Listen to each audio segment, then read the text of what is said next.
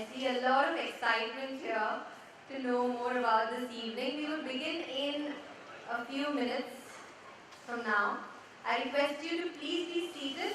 We are expecting a few dignitaries and we will start then. Thank you.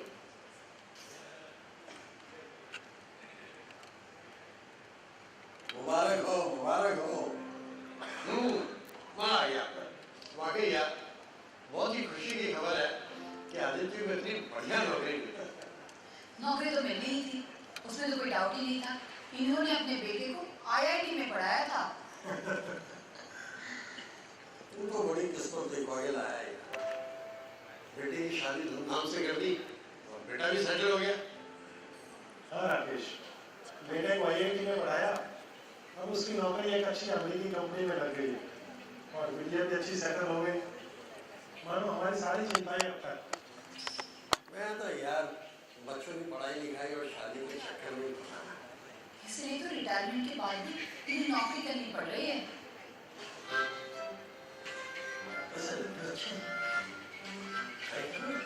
हाँ हाँ दीजिए ना, शुद्ध घी के बने हैं लड्डू। हाँ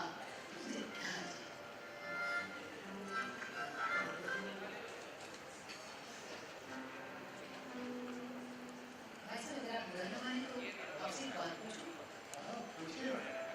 वो आप भी इनकी तरह नौकरी करते थे, फिर भी आपके पास बड़ा घर, गाड़ी, बच्चे सेटल, बेटी की शादी की, और आप हर साल फॉरेन घुमाने ले जाते हैं।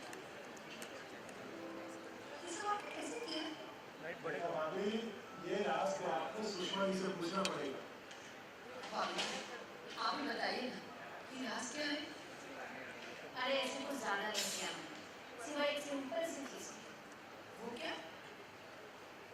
राकेश भाई साहब की तरह इनका भी हर महीने ऑफिस में क्लियर करता, और जब से हमारी शादी हुई मैं हर महीने इनसे घर खर्च के लिए 1000 रुपये ज़्यादा लेती और इन 1000 रुपयों को म्यूचुअल फंड में डालती, और जैसे जैसे इनकी तनख्वाह बढ़ती है मैं इससे ज़्यादा पैसे म्यूचुअल फंड में डालती, जिससे कंपाउंडिंग इफेक्ट का मुझे पूरा पूरा फायदा। कंपाउंडिंग ये क्या होता है?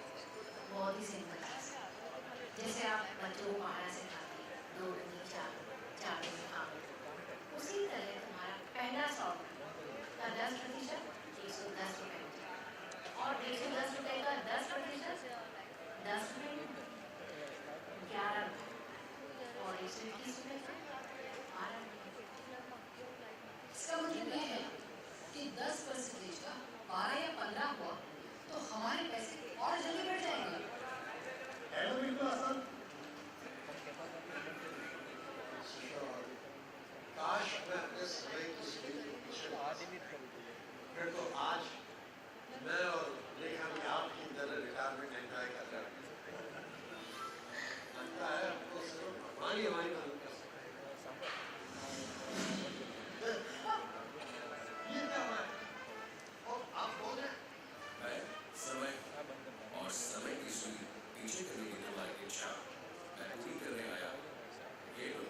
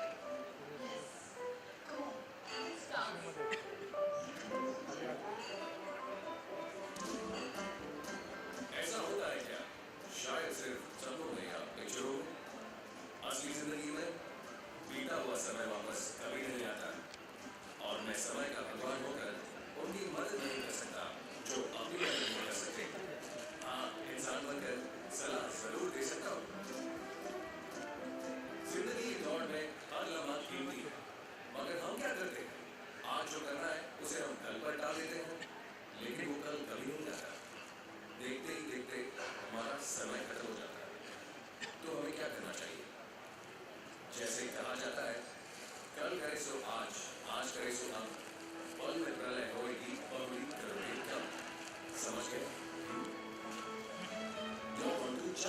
Demonetization.com, क्योंकि जानोगे तभी तो मानोगे। And Invest Education Initiative by Birla Sun Life Mutual Fund. Mutual fund investments are subject to market risk. Read all scheme-related documents carefully.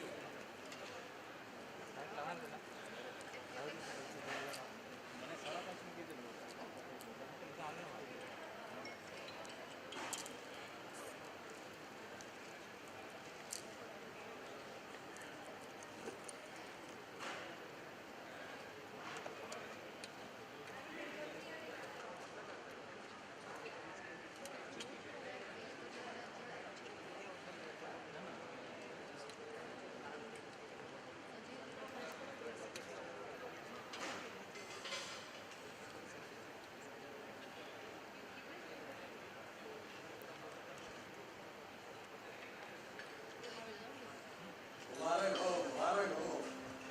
कौन आ गया?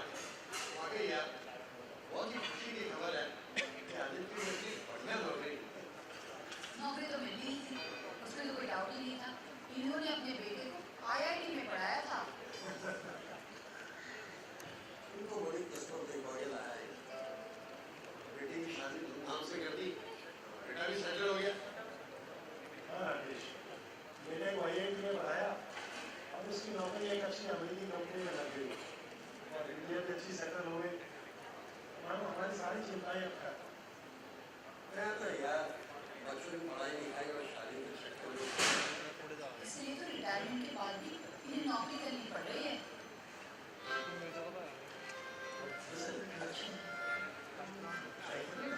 हाँ हाँ दीजिए ना, शुद्ध घी के बने हैं लड्डू। हाँ,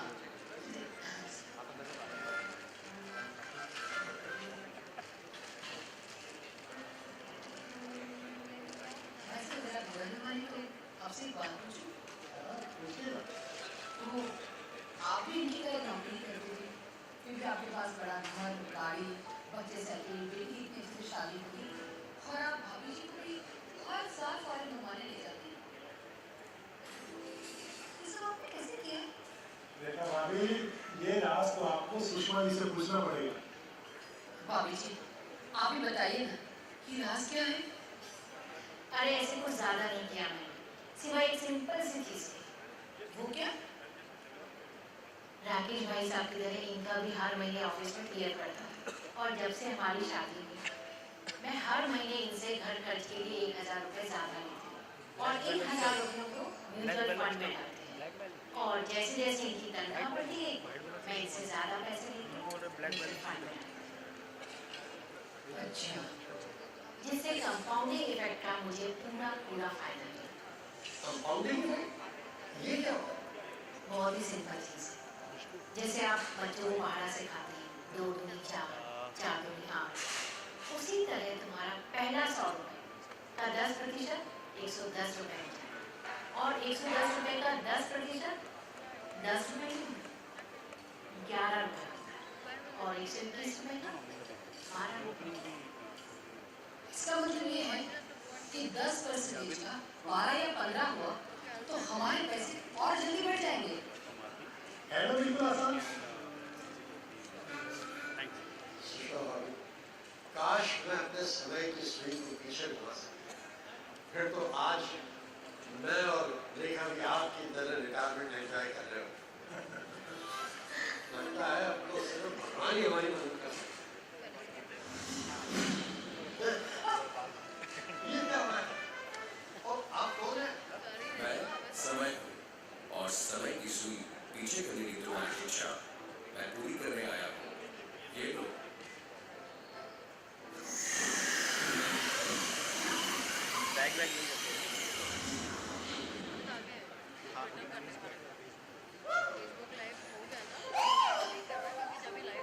कमाल हो गया।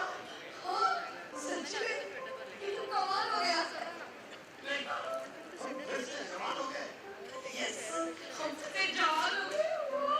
हम सुषमा भाभी के बताए तरीके से अपने फ्यूचर को बेहतर प्लान करेंगे। Yes, come on, let's dance.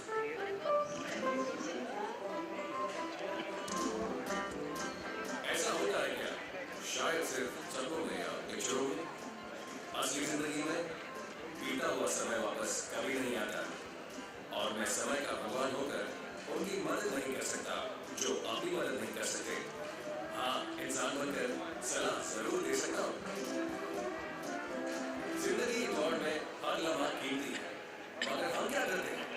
आज जो करना है उसे हम कल पर टाल देते हैं, लेकिन वो कल कभी नहीं आता। देखते ही देखते हमारा समय खत्म हो जाता है। तो हमें क्या करना चाहिए? जैसे कहा जाता है, कल करे सो आज करे सो अब, पल में प्रलय होएगी बहुरी करोगे कब। समझ गए? Log on to channel1.com क्योंकि जानोगे तभी तो मानोगे। An investor education initiative by Birla Sun Life Mutual Fund. Mutual fund investments are subject to market risks. Read all scheme-related documents carefully.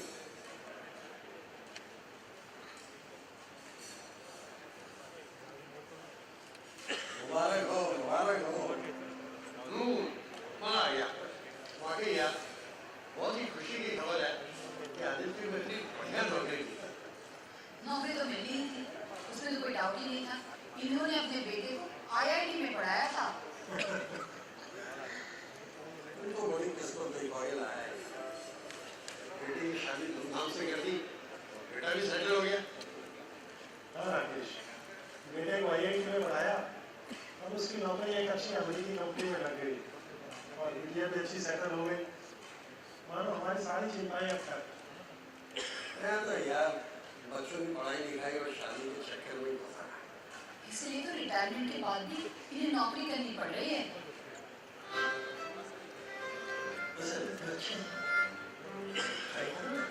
हाँ दीजिए ना, शुद्ध घी के बने हैं लड्डू। हाँ,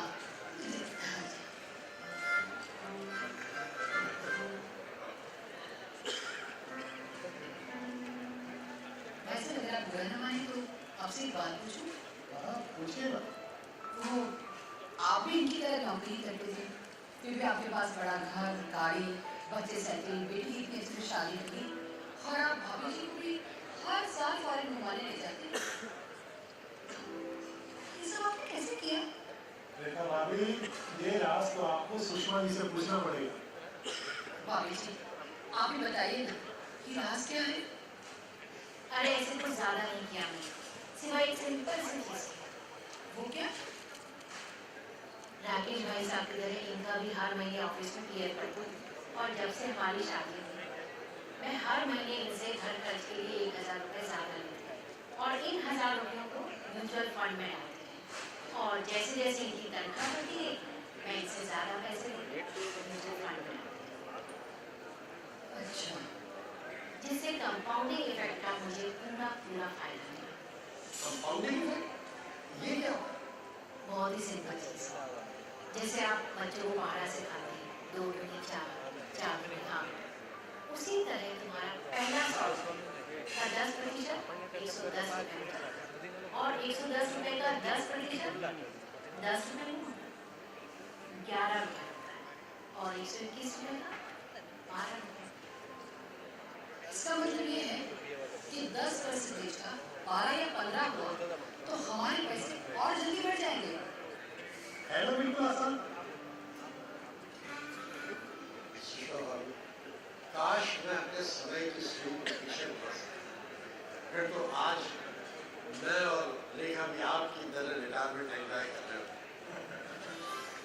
लगता है अब तो सिर्फ भगवान ही हमारी मदद कर सकते। ये क्या हो रहा है? और आप कौन हैं? मैं समय और समय की सुई पीछे करने की तुम्हारी इच्छा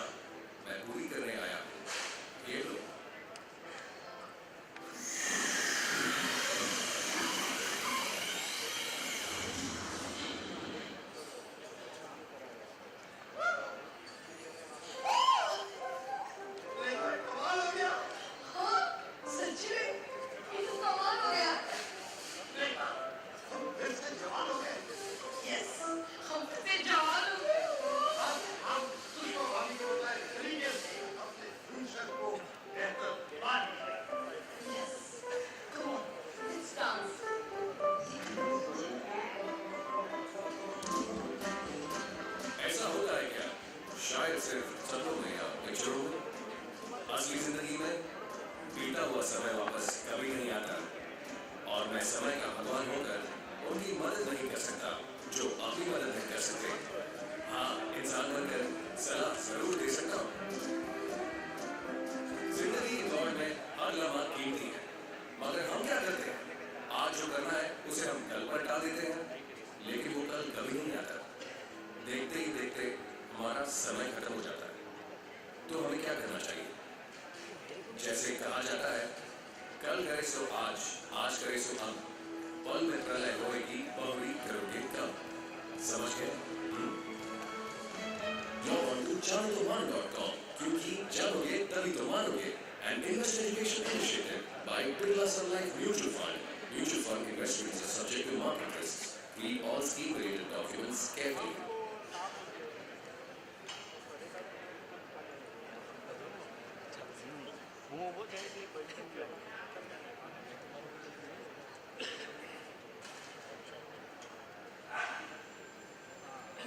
Check. Check. Good evening, everyone. Can I hear a good evening from all of you? Thank you so much. We are going to begin in the next 30 seconds. Before that, I request you to please put your phone on silent mode because the beauty of this evening is directly proportionate to the silence of your phone. So I request you to please put your phone on silent mode.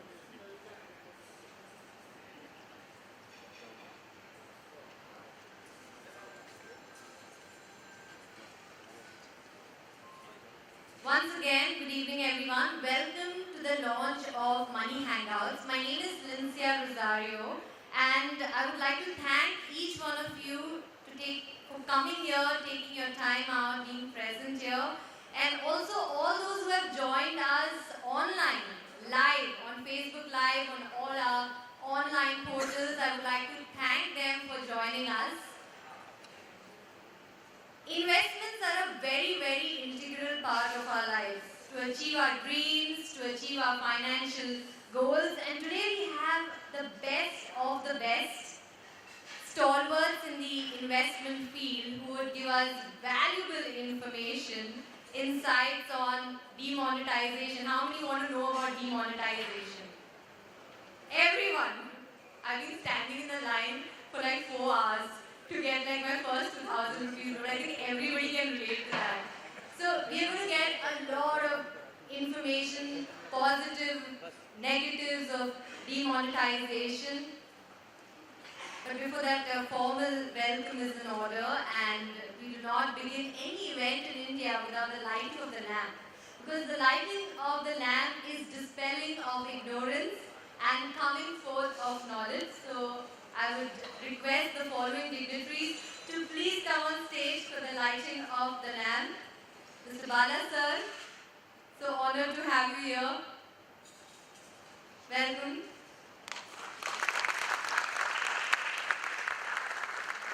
Dhirendra sir, Vivek sir, Rao sir and Mr. Manish sir.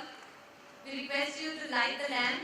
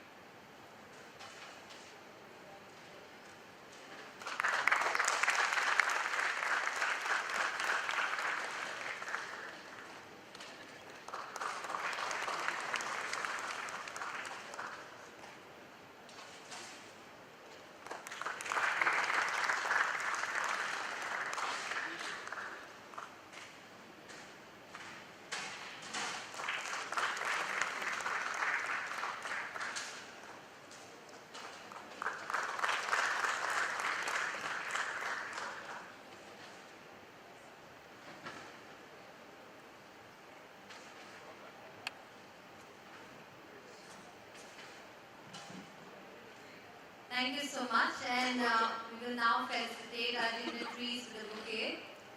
I would request Khushbu to please come on stage. Prior to that, could we have Kranti on stage? Kranti, I request you to please come on stage to felicitate Bala sir. There she is. Can we have a round of applause?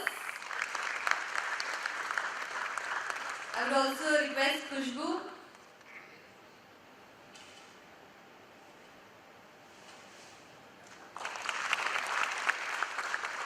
Thank you so much, Khushbu, to felicitate our next dignitary, Dhirendra sir.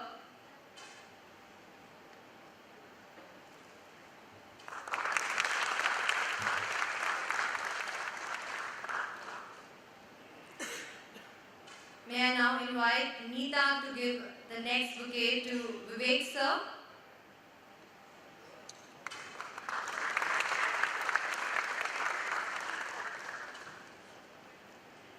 Thank you so much.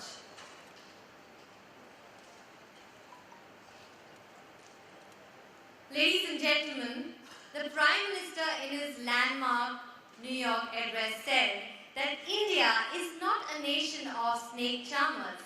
It is a nation of mouse charmers. Now, what was he referring to? Mice referring to that which is attached to computers. We all know, and I'm sure you agree with me, that India has got digital. Do you agree with me on that? In every form. Even financial literacy has become digital. Historically, we've always been a nation who believed in saving. Right from our yesteryears, we've always saved. But that's not the answer. Because it's also important that when we save, we have the right knowledge, right information of where we need to invest our money. And that is primarily the reason why we are not reaching our financial goals. And therefore, ladies and gentlemen, this is what I believe, that people prefer human interaction, one-to-one interaction, heart-to-heart interaction than a personal algorithm. That is why we need a new medium which is a lethal combination of old school of personal dialogue and rapidly spreading internet age. And that is why Money Hangout is very, I think it's come at the right time. Ladies and gentlemen, this is a perfect platform for people to be successful when it comes to their investment, because you get all the information with regards to your money from your experts. The next dignitary I'm going to call on stage is someone I'm so looking forward to listen to. He's considered as the wizard of investments, and he's made for mutual funds. He's the Chief Executive Officer for Birla Sun Life Asset Management Cooperative Limited, where he has been associated with this brand since 1994. He has invested close to 24 years of his professional life in mutual fund industry as portfolio manager, both in fixed income and equity. In 2006, he wore the cap of Chief Investment Officer and progressed to become the CEO in 2009. A very active contributor towards taking Indian mutual fund industry to the next level. He's closely associated with key industry bodies. Apart from this, he has a very prestigious role as a chairman at AMFI. Ladies and gentlemen, please put your hands together for A. Bala Subramanian. I was so looking forward to hear from you, sir. Welcome.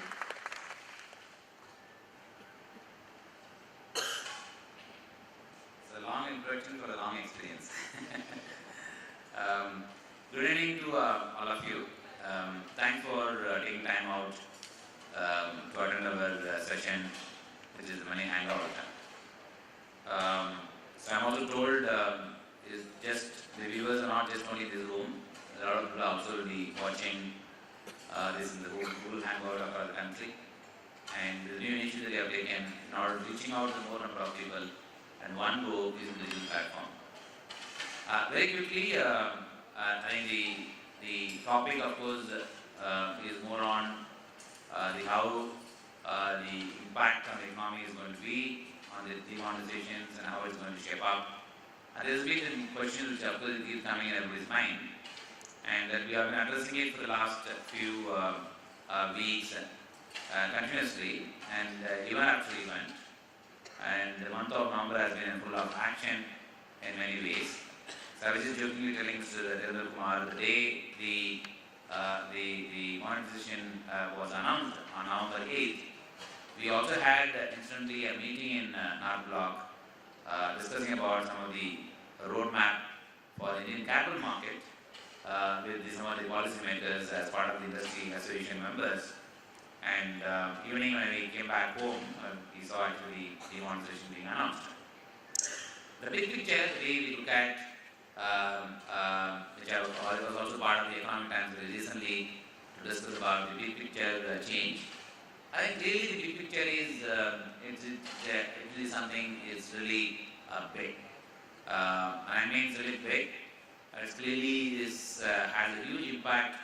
The longer term benefit of the Indian economy is quite substantial.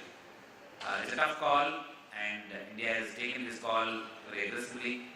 One need to appreciate such big steps being taken in one go, setting a deadline of 50 days for it to be completed is something which is a bold step. And one has to appreciate that from one simple factor, that any change that I think has to happen in the country has to be combined with the high level of conviction. High level of conviction, determination, and that's where it is done. And therefore one has to welcome and appreciate that. What is the big picture, the change that we are seeing is the worldwide, the economies are moving to the digital economy. There are numbers which is floating around in the social media, which is the US economy, more about 40% of the transactions happen through the digital platform. And that's all happens to the other modes of transactions. And if you elongate this number actually for most other economies, and most of the economies are globally are going towards digital. It's basically paperless transactions. It's more of plastic cards kind of thing. And therefore India is also having now taken the steps, is actually moving in that direction. It's not that money is not going to be denied. I think the dealing in currencies, I think ideally should come down, and most of the transactions should happen through the banking channel, and that's a big picture change that is coming in. And one of the big things that has happened as part of the demonetization is actually it made people aware the large pool of population in the country where the penetration of mobile platform is so high, the awareness about using the mobile as a technology has not been very high. The one change I think brought actually the clear awareness among the large pool of the mobile users, which of course today mobile penetration is as is about 92 or 94, 93%, and that population actually straight away getting educated about demonetizations and the impact of demonetizations, and then how the whole the platform has to be used for the purpose of dealing with the money and so on and so forth, is something which I think is making it happen in one go because of this exercise. That is one. And second is I think the large pool of money which currently is not under the tax net. I think one of the big worry from the economic point of view, which has been the point of discussion for many number of years, not just only today, for many number of years. This is one ratio which we look at, the tax to GDP ratio. Despite we being a large populated country, clearly the tax to GDP ratio in the country has been very low. That's mainly because of any economy has got two economies, one is the main economy and second is the parallel economy. And as a result of that, most of the people were spending a lot of money but not paying the tax. And therefore this actually brings the potential for doubling this number. I would even look at doubling this number. It can probably go up as is about 20% of the GDP would actually come under the tax rate. And that again is something which I think probably will see in this level of tax compliance. And why I'm specifically saying this on the tax compliance, the people who are not even having felt to have ever the need for filing the return, now I think they will at least start thinking that I need to file a return in order to ensure that I remain clean and so on and so forth. That I think is something, the mindset change that has come, is a big change that has come.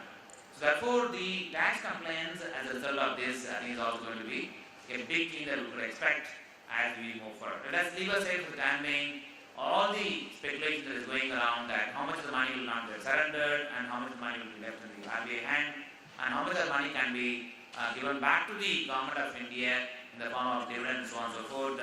At this point of time, I am assuming there are hypothetical discussion. The hypothetical discussion, frankly, we do not know how the number is going to come, but I think that is not the discussion that we should look at it. I think the big picture change that will come in the form of tax compliance is something is going to be all of us have to look at and should see as a welcome step. The second is, which of course is the big picture change, is the historically, if you look at the last 6 to 7 years, and all of us know about it, which is the Bengal, which is inflation, has been the part of discussions in most parts of the country. I think that's been the predominantly is one of the biggest weak link for India, which has been primarily responsible for keeping the interest rates high.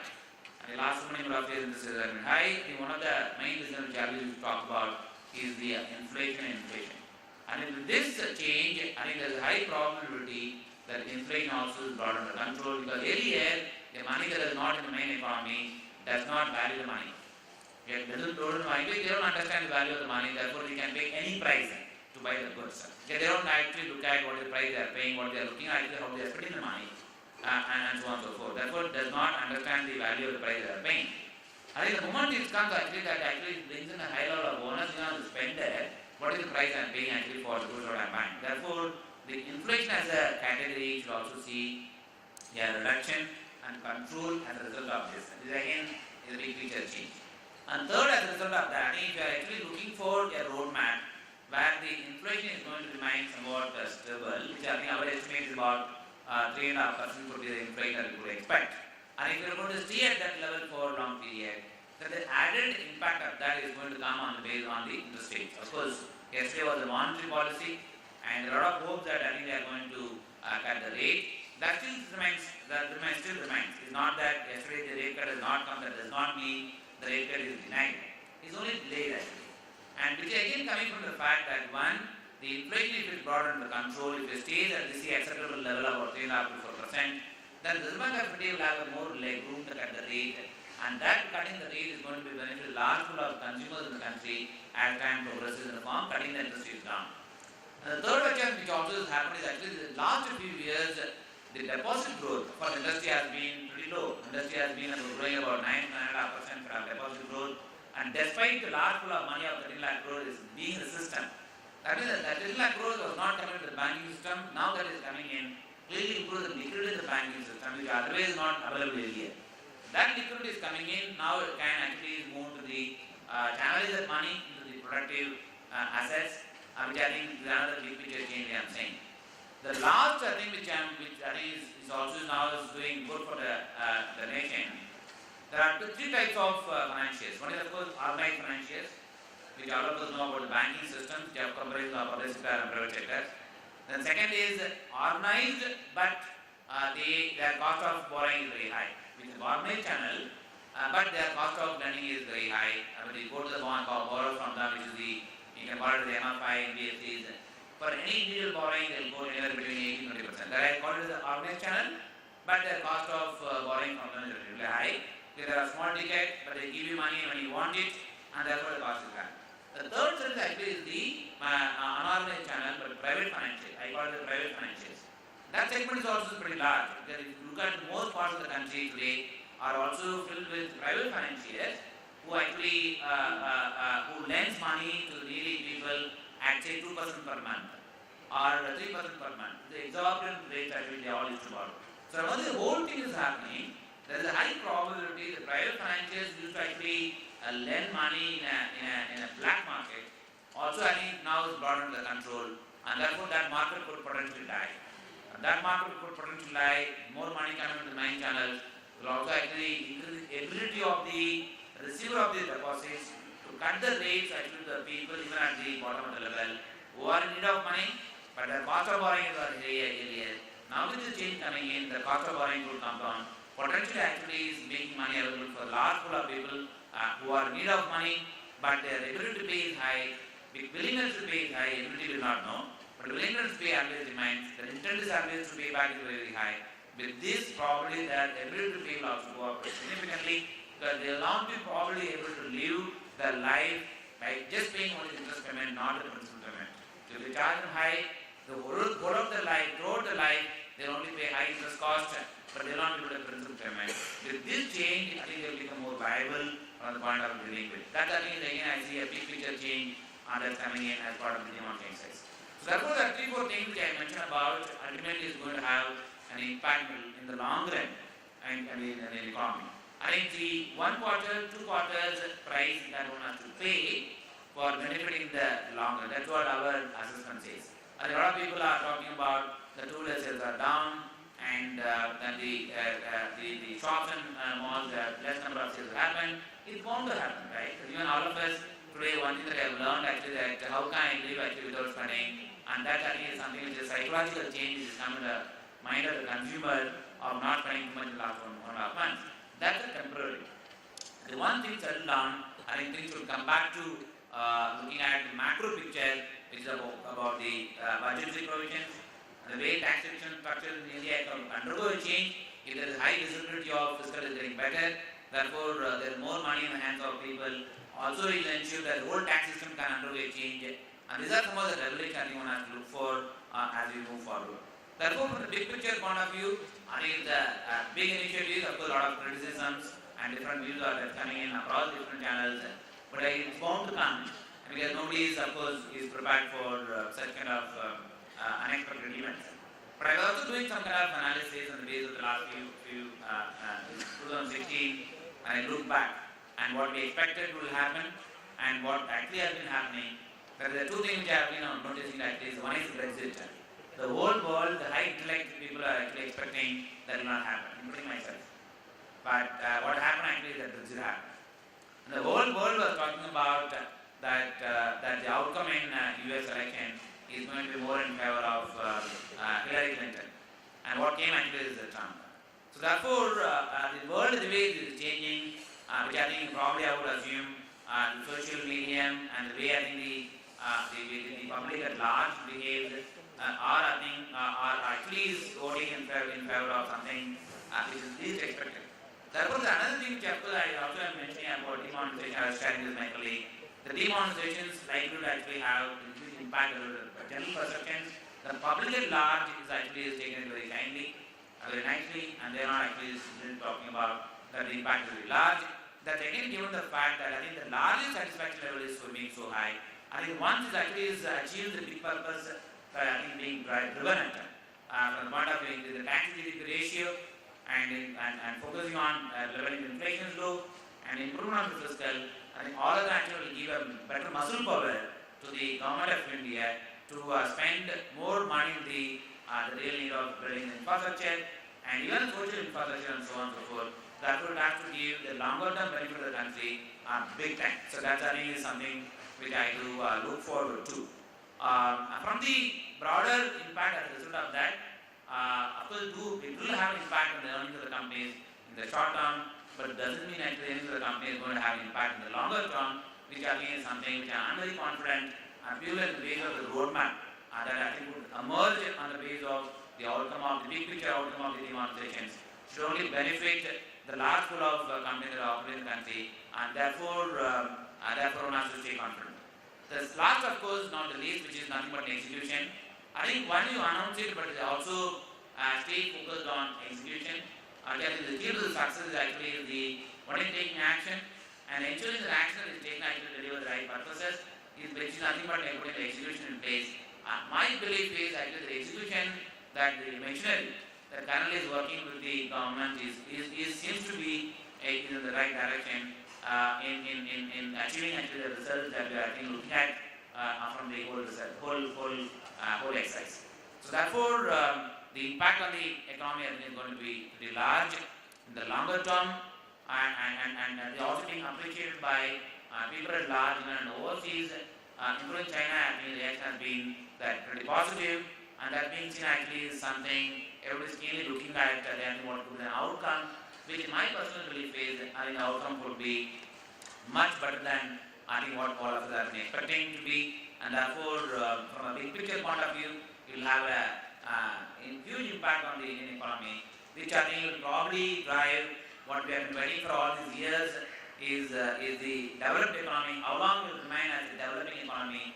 Maybe the soon we'll probably see if getting into the developed economy, maybe the next 5 years or 10 years down the line, maybe the developing will change and will develop and join hands with countries like US and Europe who are supposed to be a developed economy, and then India also will join the bandwagon with this one move of demonetization. That's I think is the big thing that's happening for India.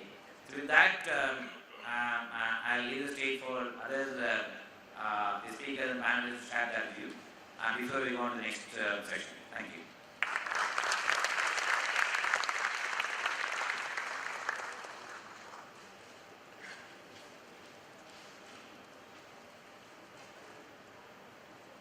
Thank you so much, Bala sir. In fact, I would like to congratulate you on your initiative of active account.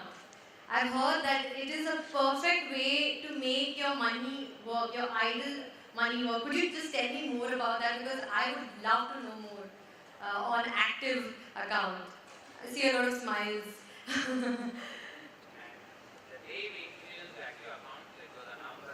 Could we have the mic on, please? The day we activated active account, it was on November 10th, and we went on the live on the TV commercials. A lot of people felt, well, how did we get the coincidence of the November 8th demonstrations and the launch of November 10th? We didn't know actually the demonstrations coming. And we have been planning for quite some time. The large pool of the bank deposits today are coming from current account savings account. Let us assuming SA, called in our terms called the CASA, is a SA is a savings account. The large pool of the money lies in savings account. All of us sitting in the room, knowingly or unknowingly, keep the money in savings account for some purpose or other, but that purpose never gets materialized. The money remains in the account for long. We felt that we need to create a product which is very simple and should not confuse the customers and users, and you should be able to shift the money from your bank account to the saving into the liquid fund account, liquid fund schemes, which is the cashless, and then move back to your savings account whenever you want the money back. Then we said that it has to be as simple, it has to serve the purpose, and it also give you a satisfaction of having earned something either part of what you get in bank or a little more than that. And that's the purpose we should do that. And the money is available for you actually at any point of time disposal and any time. And that way we actually visualize this idea and introduce as an active account app. I would encourage all of you to download this active account app, and which is on one go you can transfer your money and invest your money in the liquid fund, and one go actually one click you can transfer money back to your account, but up to on the next click. And it's applicable 24/7, you can deal in that 24/7 anytime. And any amount you can invest. And so far we have seen almost about 10,000 people who have transacted. To my surprise, almost about 2,500 people are new customers across the country who have used this app using Aadhaar card and got themselves registered and invested in this fund. So the active account. So we are also going actually on the way of digital way to promote this app, and I am sure we'll be able to get about 1 million customers very soon. Thank you so much for sharing that. Let's have a look at this video on how active account can be beneficial for you. Could we please have the video? Account में पैसों का पड़ा रहना नहीं चलेगा। It's time to wake up your account. India बदलेगा। आज से, अभी से, इसी वक्त. एक मिनट है, ऐप डाउनलोड हो रहा है। अब अकाउंट में पैसे पड़े नहीं रहेंगे, पैसों का आलस बंद। राइट स्वाइप से अपनी सेविंग्स को अकाउंट पे लगाओ, लेफ्ट स्वाइप से बैंक अकाउंट में वापस पाओ। Download the active account app from Birla Sun Life mutual fund. Mutual fund investments are subject to market risks. Read all scheme-related documents carefully. Ladies and gentlemen, if you're investment savvy, then you cannot miss this session. The gentleman who is going to speak right now, he's a writer who has worked at senior positions with the Daily News and Analysis of the Economic Times in the past. He's the author of the Easy Money trilogy. His working has appeared in Mutual mutual funds insights, wealth insight, equity master, Times of India, the Hindu business line, business world, business today, India today, business standard, Forbes India, Deccan Chronicle, I can just go on and on and on. Ladies and gentlemen, please put your hands together for Vivek Kaul. Welcome, sir.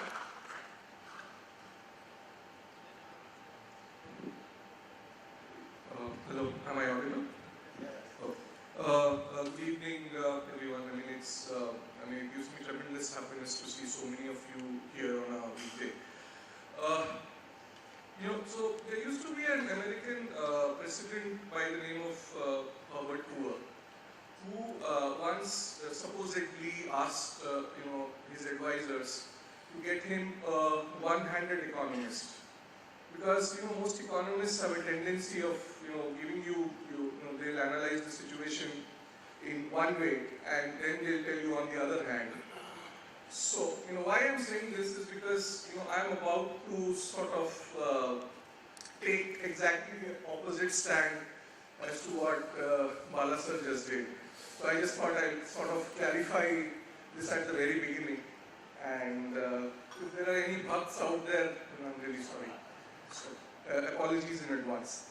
Okay, so this is a very, very historical place, and I don't need to tell you that, all of you know it.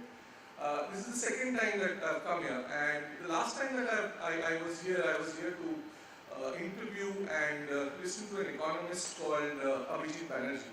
He's an Indian-American economist who works at the Massachusetts Institute of Technology at MIT in the US. And unlike a lot of other Indian-American economists who sit in their AC rooms and pontificate about what India should do and what India should not do, this guy actually is very, very hands-on. He has done a lot of ground-level research on education, hunger in India, in Africa, and other parts of the developing world. That was a huge day for me, because what I learned from that one session has helped me understand many other things in life, and also as to how any government operates. So on that particular day, Mr. Banerjee was talking about education, and he was specifically talking about the right to education.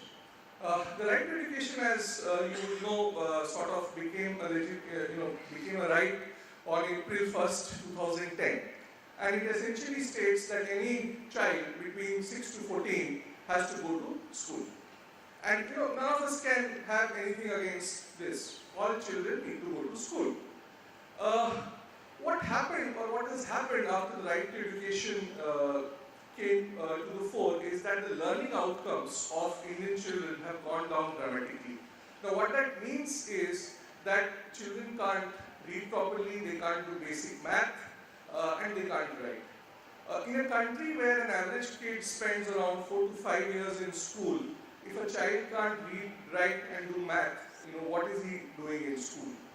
So the point, to cut a long story short, the point Mr. Banerjee was making on that given day was that perfect is the enemy of good. So right to education is one of those perfect things. Every child should go to school, and schools should have a certain standard. So it is very, very input driven. Now, what do I mean by being input driven? Schools should have a certain ratio of children to teacher. There should be toilets, there should be grounds, so on and so forth. And there is a very specific clause in the right to education which says that the teacher has to complete the syllabus. Irrespective of the fact as to whether the child is understanding or learning anything or not, but the teacher has to complete the syllabus. So it's a very input-driven legislation. And what has happened because of that is children are not, reading properly, they're not writing properly, they're not doing basic math properly. And one estimate suggests that between 2005 and 2015, we have produced around 10 crore individuals who have gone to our primary school who can't read, write, or do basic math. Now, you must all be wondering as to why am I going on and on about right to education when White said that the talk was on demonetization. So, demonetization, like the right to education, I think, is one of those perfect things. And perfect, as I said, is the enemy of the good. So, when we started on November 8th, I mean, I remember I was coming back from the Delhi airport. I had gone to pick up my mother, and somebody just called, "Tiri dekh." I said, you know what? I mean, I thought maybe someone's been assassinated or something like that. So I said, "Nahi, so what happened?" So he told me, "No, Modi has just demonetized 500 and 1,000 rupee notes." So I said, "Okay." So, and one of the things about being a part of the digital media is that something you have to react to something even before it happens. So within the next 2 hours, I was expected to put up a very very highly educated piece on why Modi has demonetized. So initially, given the limited information that one had, I was sort of in favor of the decision. But the way things have evolved over a period of time, it tells me that there has been absolutely no thinking while taking the decision. And why I say that is because the government is essentially like a funnel. Okay? You know how a funnel is. It's very wide at the top and it's very narrow at the bottom. So when they have to plan anything, they have a lot of bureaucrats. They can hire experts from outside. So any legislation, any plan at the paper level seems perfect. But when it has to be implemented, it is implemented by the bottom guys. So there is no bandwidth at the bottom. So that is why every district as of now has around 200 centrally sponsored schemes, which are supposedly run by the district collector. So along similar lines, when we sort of decided to demonetize, we decided to pull out 500 and 1,000 rupee notes. Okay. Now, I have numbers here which say that on 8th November, there were around 1,716.5 crore 500 rupee notes and 685.580 1,000 rupee notes. These notes formed around 86% of the currency outstanding on that given day. So 86% of the currency was demonetized, and the last time the RBI shared numbers was on 27th November. Only 15% of it has been replaced. What is happening is, if you sort of saw the press conference yesterday, the RBI governor and the deputy governor were very confident. They stated there is no currency shortage, etc., etc. But that, as all of us know, is not really true. I mean, I have this 2,000 rupee note which I have been carrying for the last 2 weeks, and nobody is willing to change it. So what has happened is that more notes have been printed. Okay? And I did some very basic math. I mean, this is not rocket science.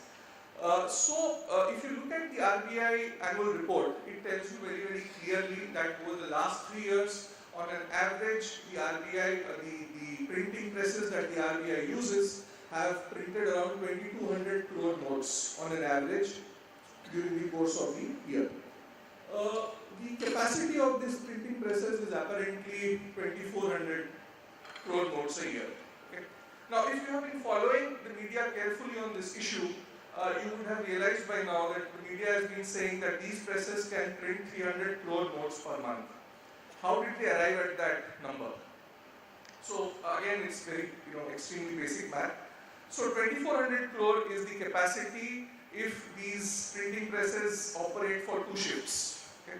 If they operate for 3 shifts, it becomes 3,600 crore, 50% more, which is basically 300 crore notes per month. Now the point I'm trying to make is that we are assuming that 4 government printing presses will work 24 hours a day, and they will have no other problems. They'll have all the paper that is needed, they'll have all the ink that is needed, and they'll print 300 crore notes a month. Okay. And they'll just print, okay, I'll just come to that. So 300 crore notes per month is what the capacity of the government of India is. Okay. Now, as I said earlier, there are around 700 crore to 1,000 rupee notes which have been demonetized. So those have been replaced by the 2,000 rupee notes. So that has been done. So 2,000 is out of the equation. Let's forget about that. The problem is at the 500 rupee level. There are 1,700 crore notes which need to be replaced. Okay, and the capacity is 300 crore notes per month, operating at full capacity. Okay, government institutions operating at full capacity is not something which you and me have heard of. At least, in my limited experience. So this basically means we need around 5.5 to 6 months. 6 months basically to print 500 rupee notes. Okay. Now obviously, logic's been offered that all money will not come back, we'll go cashless, blah blah blah. So okay, ठीक है, not 6 महीना नहीं लगेगा तो 4 महीना 5 महीना तो लगेगा. So 4 to 5 months. A country in which 98% of the consumer transactions are in cash will be without cash. I am not an economist. I've never studied economics as a subject, but I really don't understand which economist was advising the Prime Minister on this. Because this is a very, very fundamental point, right? I really don't know. So, further, we need to understand that where do we go from here? So now we are being told that notes are being printed, but all this will take time. Cash will take time to reach people. The other interesting thing that there was this special dividend theory which was offered, and I need to sort of use this occasion to explain why that was basically bunkum. So this is how the theory went.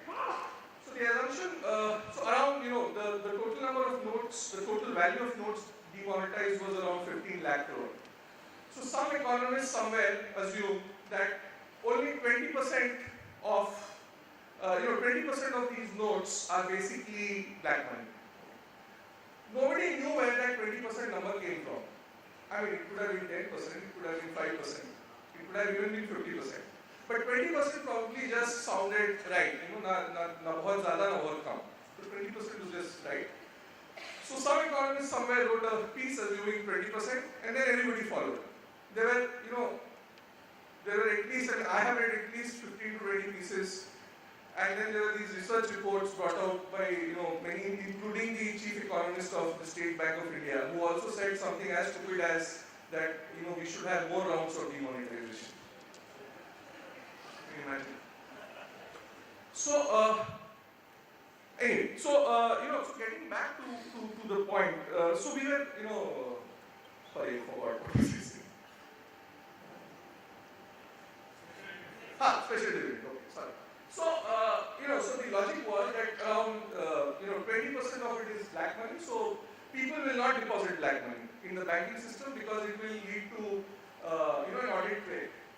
So nobody will deposit black money. So 300,000 crore, which is 3 lakh crore, will not come back to the banking system. Okay? Will not come back to the bank. And as you would know, every rupee out there in the financial system is essentially a liability for the RBI. Okay?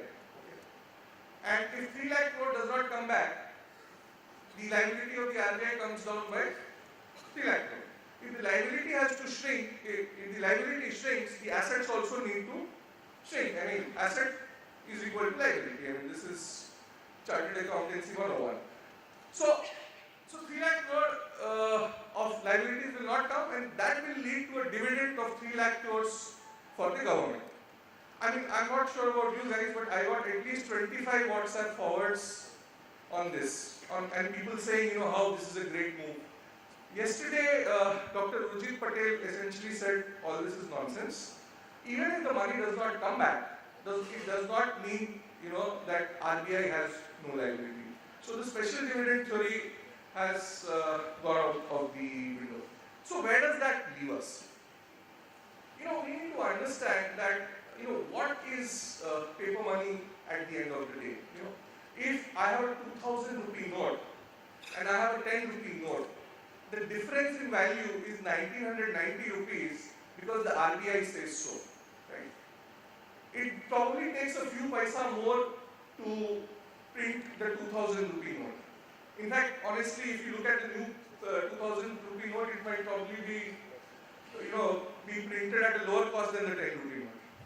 Because, so they call it the pinky, the taxi guys. If you give them this 2000 rupee note, the Kalipidi driver, they say, "Saab, ye pinky mere ko mat do." Anyway, so essentially the difference in value is because the RBI says there is a difference in value. So what we need to understand is that paper money is essentially a token. It is a token which helps us carry out transactions. Okay. I am a writer. Okay. I don't want to cook every day, so I hire a cook, and I give her 3,000 rupees a month or whatever, 4,000 rupees a month. So paper money at the end of the day is a token which helps us carry out transactions. And because 98% of the consumer transactions in this country happen in cash, and close to 70% of transactions by value happen in cash, the markets, and I don't mean the stock market because we are at the Bombay Stock Exchange, so I guess I need to clarify that. The markets all across the country have come to a standstill. I mean, all you need to do is read the side pages of the Economic Times, not the front page, because on the front page of Economic Times, all you will get is spin. I have worked there, so I know. Read the inside pages, which in fact they're called the cash crash or something these days. So read the inside pages and you will know that markets all over the country have come to a standstill. I mean, the limited information that I have, I know for sure that the textile market in Punjab is not working. The paper market in Uttarachal, which used to operate all on black money, has come to a standstill. And there are enough examples going. So my point at the end of the day is, when we started, if you heard Mr. Modi's speech and if you carefully read the press release that was put out on that day, the 2 points that were put out were black money and fake money. There was no mention of this word cashless anywhere. Okay. Cashless came some 15 days later when they realized that all the money is going to come back and no black money is going to be destroyed. So then there was a new spin, okay, we are doing cashless. Again, honestly, cashless is a great idea. I am all cashless, so this entire demonetization thing has not, it has bothered me a little, but it hasn't bothered me a lot. All that I have had to compromise on is to buy vegetables from Big Basket, and which is a very, very bad idea because the vegetables really suck. So the point I was trying to make is that who was this great economist who gave this idea to Narendra Modi that now let's go cashless because we haven't been able to do anything about the black money, so let's go cashless. I don't know. I'm just raising questions as a citizen because I don't have access to any special information. I'm only saying what I see. So going on from here, my basic question is, did we need to do all this in the first place? The new theory that has been offered is, this is something that today I made a Facebook post and a lot of bugs gave me this new spin, so I thought I'll share it with you guys as well. So the new theory, and this is something that honestly the Revenue Secretary Hasmukh Adhia has also talked about. So obviously, everybody's depositing money in the bank. The hope initially was that 20% money will not come back, but for now, the way it looks like, almost 100% of it will come back. Yesterday, Deputy Governor R. Gandhi essentially said that close to 75% of it is already come back, and by December 30th, my guess is that even the government is now saying that 100% will come back. So if 100% of the money comes back, no black money gets destroyed. So what do? So they'll probably go after people who have deposited money in their bank accounts and get them to pay tax. So this is the theory that has been offered, which is true. They can do that. But the point is, for that, in order for that to happen, you will have to essentially unleash the income tax department. on the citizens of this country. That is not a great idea. I mean, I'm sure you would all appreciate that. The second point is that if you look at the data that Income Tax Department puts out regarding the raids and the seizures that they carry out every year, the numbers are pretty bad. So they don't have the capacity to go after each and every citizen of this country. Let's understand that. Okay. I mean, irrespective of what Mr. Hasmukh Adia says or whatever, the WhatsApp forwards are going around. The third point is that, do we have, how many people, there was this WhatsApp forward going around recently which said that the Income Tax Department is getting 1,25,000 retired people out in order to check your returns. I mean, let's be a little more realistic. Does the Income Tax Department have 1,25,000 retired people? I mean, 1,25,000 is a huge number. I mean, don't misinterpret me. So, when you take all these things together, ultimately, who comes out the smartest is the Indian citizen. Because he realizes, and I'll tell you very, very honestly, 15 days back, I had called an electrician and he came a little late. So, I mean, he came 2 hours late. And because I deal with him regularly, so there is a certain amount of frankness between us. So I asked him, क्या हुआ?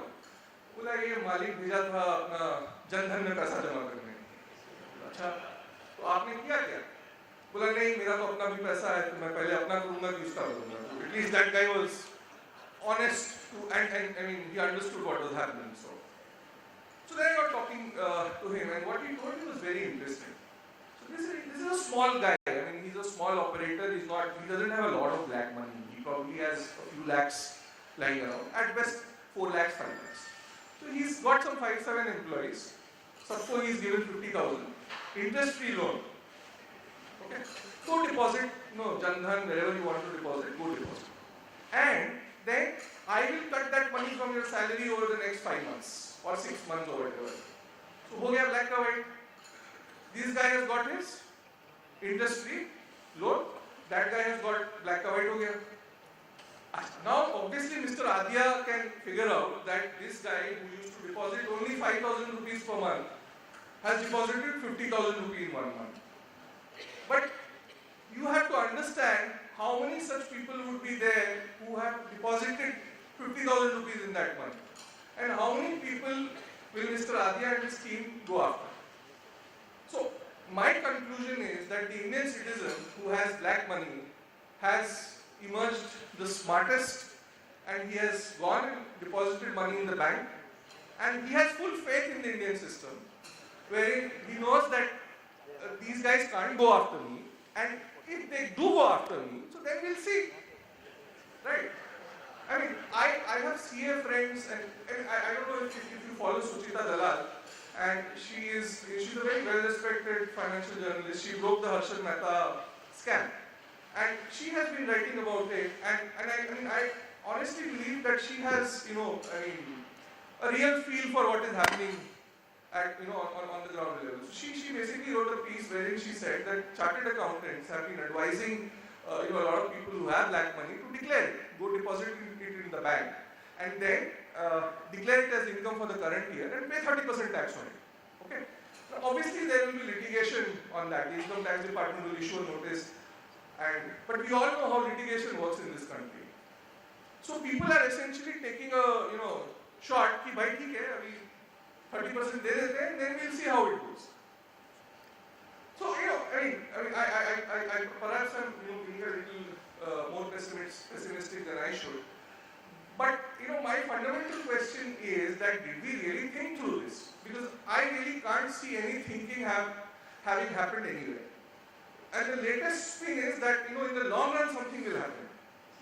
Okay, long run something might happen, but at least tell me what will happen in the long run. So that nobody has a real explanation for.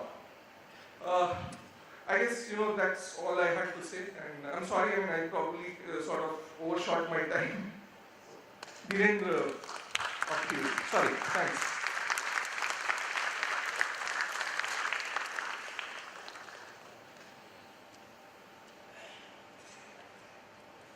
Thank you so much, Vivek sir, for those reflections. I'm sure you all have a lot of questions in your minds, brilliant speakers, and they are going to answer all your questions, but you will have to write it on the question card which has been given to you. Could you show me your question card, please? The ones who've not got it, representatives will come and give it to you. You can write all your questions and they will be answered in the end. As I was sitting backstage and I was listening to our eminent speakers, I was just wondering if the stock market does really, really well, what would that perfect song be? A perfect Bollywood song. Could I have do you have a cordless mic? What would the perfect song be? Anybody? Okay, should I start it? The perfect song. Yahoo! Chahe mujhe koi jang bhi kar. If the stock market does really, really well, what do you think if the stock market doesn't do that well? Okay, listen, everybody is like this. You all need to little loosen up. I understand you all are from the investment field, but what would that perfect song be if, say, stock market isn't doing well? Yes. Huh? Hi sir, क्या है आपका नाम? जयराम। जयराम जी, क्या गाना क्या है? दुनिया बनाने वाले क्या तेरे मन में समाई, तूने काहे को स्टॉक मार्केट बनाई। That was really good. Acha, who else? You had one, yeah. कोई हमदम न रहा, कोई सहारा न रहा। Anyone else? Behind. Okay, what's your name? Aditya, can we have a round of applause for Aditya? दोस्त ना पैसा नहीं, स्टॉक मार्केट बेवफा। कहाँ से ये वर्ड निकल रहा है? क्या आपका नाम? संजीव जी के लिए जोरदार तालियां. Okay. Yes, I saw a few more hands. Okay. A lady there, I'm going to come to you. So keep thinking of those song names because Mumbaikars are Bollywood fans. Don't you agree with me? Yes? Okay, here we go. The song, if say stock market isn't doing that well. ये क्या हुआ? कैसे हुआ? कब हुआ? Okay, what if the stock market is doing very, very, very well? What is the song? Other than my song.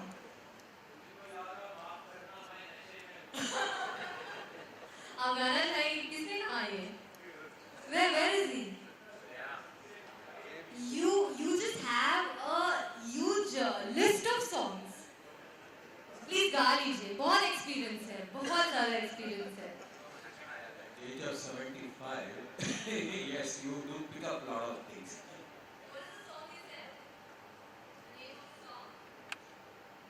मुझको यारो माफ करना, मैं नशे में हूँ।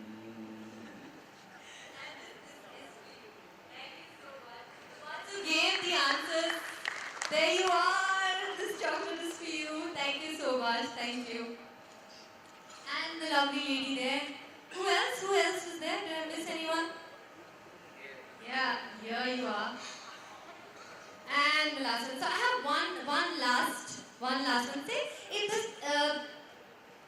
stock market is not like it's in the middle, it's stagnant. तब क्या गाएंगे आप? Thank you so much. Thank you. तब क्या गाएंगे? The stock market is like, oh, I have an answer. There, here I go. क्या है? जरा जोर से, please, stand up. What's your name, sir? Bharat ji के लिए तालियां. Let's hear it for Bharat.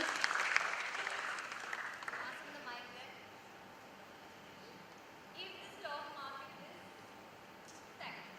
जिंदगी का सफर है एक ऐसा सफर, कोई मजा नहीं कोई जाना नहीं. Anyone else? Okay, I have one. You have one? This is for you. Thank you So much. I have one more. It's called बाहर से कोई अंदर ना जा सके, अंदर से कोई बाहर ना जा सके, सोचो कभी ऐसा हो तो क्या हो. It goes right, but you know what? Leave this Bollywood song. I'm going to tell you what is the perfect song for this evening. We always find mutual funds very, very complicated, but it's very simple. So this song, this video that you're going to see is going to completely demystify what you think about mutual funds. Could we have the video, please?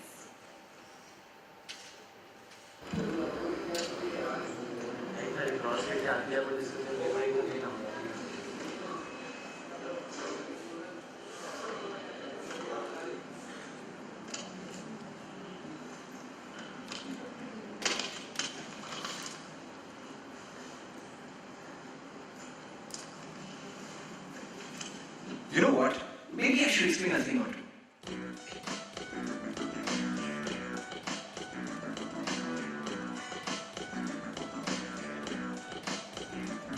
There's lots of things that you've got wrong. Listen up, pay attention to the mutual fund song. No, I'm very fine, thank you. But what if the markets crash? But so, can you calm? Will you never drive very, very far? But I have to keep an eye on them all the time. Do you watch a plant grow? Day and night, leave it be, man. They'll be just fine. It just sounds like a bit of a gamble. Am I sending you to a casino? Invest along, you'll be good to go. Samajh na yaar. There's lots of things that you've got wrong. Listen up, pay attention to the mutual fund song. But don't I need to wait for the perfect time? It's not a wedding date. It's a mutual fund. It's always the right time to invest, my son. But so many options. What's the difference, Dad? Look closer, huh? They look the same from afar. I don't save money and I've got a family to feed. Have you got $1,000? Well, that's all you need. Ab samjha. There's lots of things that you've got wrong. Listen up, pay attention to the mutual fund song. क्योंकि जानोगे तभी तो मानोगे. An investor education initiative by Birla Sun Life Mutual Fund. Stop the rhyme. Now it's disclaimer time. Mutual fund investments are subject to market risks. Read all scheme-related documents carefully. Did you like the video? Yes? Alright, so it's that simple as it can get. Moving on to our next speaker, ladies and gentlemen. Like how Bollywood has critiques, right? ये movie अच्छा है, ये movie अच्छा नहीं है. He's a well-known critic of mutual funds. And he's considered as the custodian of our hard-earned money. He's well known for his simple thoughts, but he's very complex from behind. He's the founder and CEO of Value Research, India's leading independent provider of mutual fund information and research since 1990. Over the last 2 decades, he has gained a unique perspective by closely observing the birth and growth of modern Indian fund industry and by interacting and helping thousands of investors. Ladies and gentlemen, please put your hands together for Dhirendra Kumar.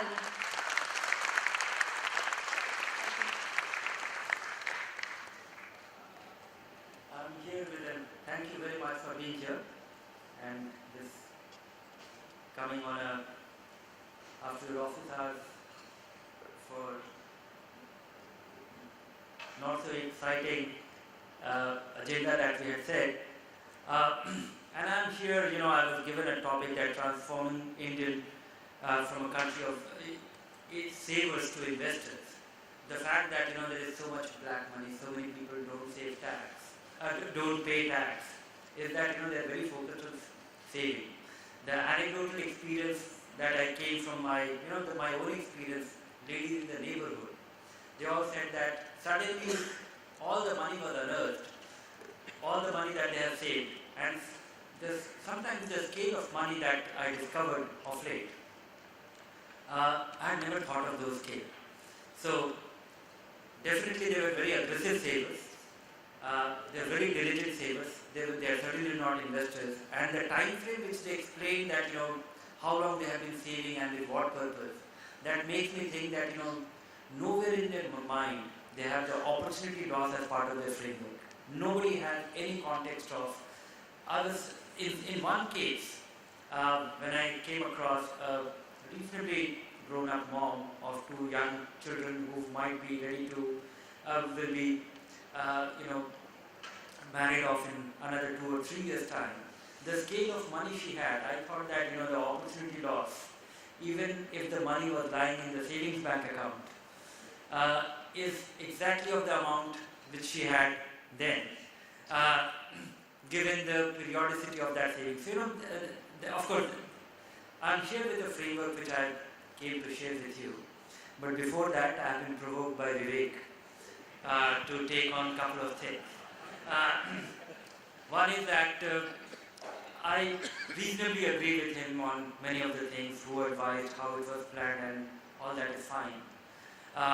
But I have a slightly different experience. I have run value research as a business. I founded this business. There are a few things about demonetization which I would say could well be the turning point in the economic history of this country when we look back 5-10 years down the line. I set up value research in 1990. That was exactly the year which was the turning point. Before that, I had to wait for 7 years in Delhi to get a telephone connection. I had seen my father waiting for 10 years to buy a Bajaj auto scooter. He had to open a post office account, deposit that money, and wait for all those years. In the Asian Games, while I was a kid, we had, people used to get Bajaj Chetan scooter for swapping their foreign currency. So we have been a very slowly evolving country economically. We have been looking, and there is every reason why we should have a very cynical view of this. We have every reason to be very cynical for the life we live in. We enjoy things take too long for us for things to happen. And that exactly is the point, that this is a big change. This is something, I also wish that, I don't know, this is something which has not been tried. This is something of a humongous scale. There is a possibility that there will be great disappointment. With hindsight, we might come to a conclusion that it was not worth the effort. But I would still say that it's well tried. It's worth trying. Otherwise, we haven't gone anywhere. Hindsight is always perfect. But I can tell you that the key difference, there are two kinds of black money, two sources broadly, which most of you know, that one is the extortion bit, whether the government officer does that, or the cops do that, or the criminal does that. That's the extortion, and I think one has to figure out how to do that. And that, I think, is a very long agenda. That is a very large agenda. A government which has gone about doing something, I really wonder that they are not aware of it. In fact, 3 days before the demonetization, there was something called Centenary Celebration of Vigilance Officer, where our Prime Minister explaining all the examples of corruption that he has faced in his life so far. So that actually makes me think that here is a guy who knows things. Here is a guy who knows what is going on. How can we think that nothing is going to be followed up on this? Of course, I completely agree with Vivek when I actually see people queuing up at 6:30 between 6:30 to 7. I drop my kids to the school, and when I see poor people queuing up in front of the ATMs, there are about 15 banks in between the place. About a space of 1 kilometer in Delhi, where there are about 15 banks, and all these places, and winter is creeping, started in Delhi. I see people queuing up from 6:30 to 7 in the morning, and it's a long queue. I'm not saying that it's not painful. They are definitely the unintended victims of something they have no role to play. the person. In fact, the kind of example which Vivek was explaining, that is the starting point. I don't think corruption started from people in general. People are generally not crooked. I think it started from the electrician you were referring to. He doesn't know how to deal with it. If he wants to be perfectly legitimate, at some point he will turn big and he will not be able to deal with it. And the moment he deals with it, he starts dealing with it. He will be given tricks to evade that. Because it's all a gang of people. They are gangsters. They are actually a beneficiary of the mess that we live in. And that goes on and on. I don't think it's an easy thing. I don't think we have, but I am not very cynical about these things anymore. The fact that this has happened is something which makes me think that we have every reason to be very optimistic. Long term, we have had a life of hopelessness for so many years. Too many things is not happening. I can tell you that the smallest thing which makes me actually, I'm very envious of. I've run a business very legitimately because I was in different kind of business. I was talking about this criminality of it. The extortion businesses which are corrupt. The other one are genuine business. The electrician he was referring to. There are two ways people steal money, say about taxes. Concealing income, bloating expenses. These are two very simple things which people do. And eventually they create that cash economy. They create cash on which tax has not been paid. And then it had a full deployment potential. That I think is going to get badly bruised as a result of this. So we have, I think we have reason to think that this is just one of the things. There are 50 other things to be done in quick succession to actually prevent this menace. Never in my life I have ever come across a situation which actually made me very proud of a thing that being crooked was considered to be smart. For the first time in my 25 years of working career, I am feeling that I have been smart, not the other guy who was doing something crooked. That I think is, I might sound like a bhakt.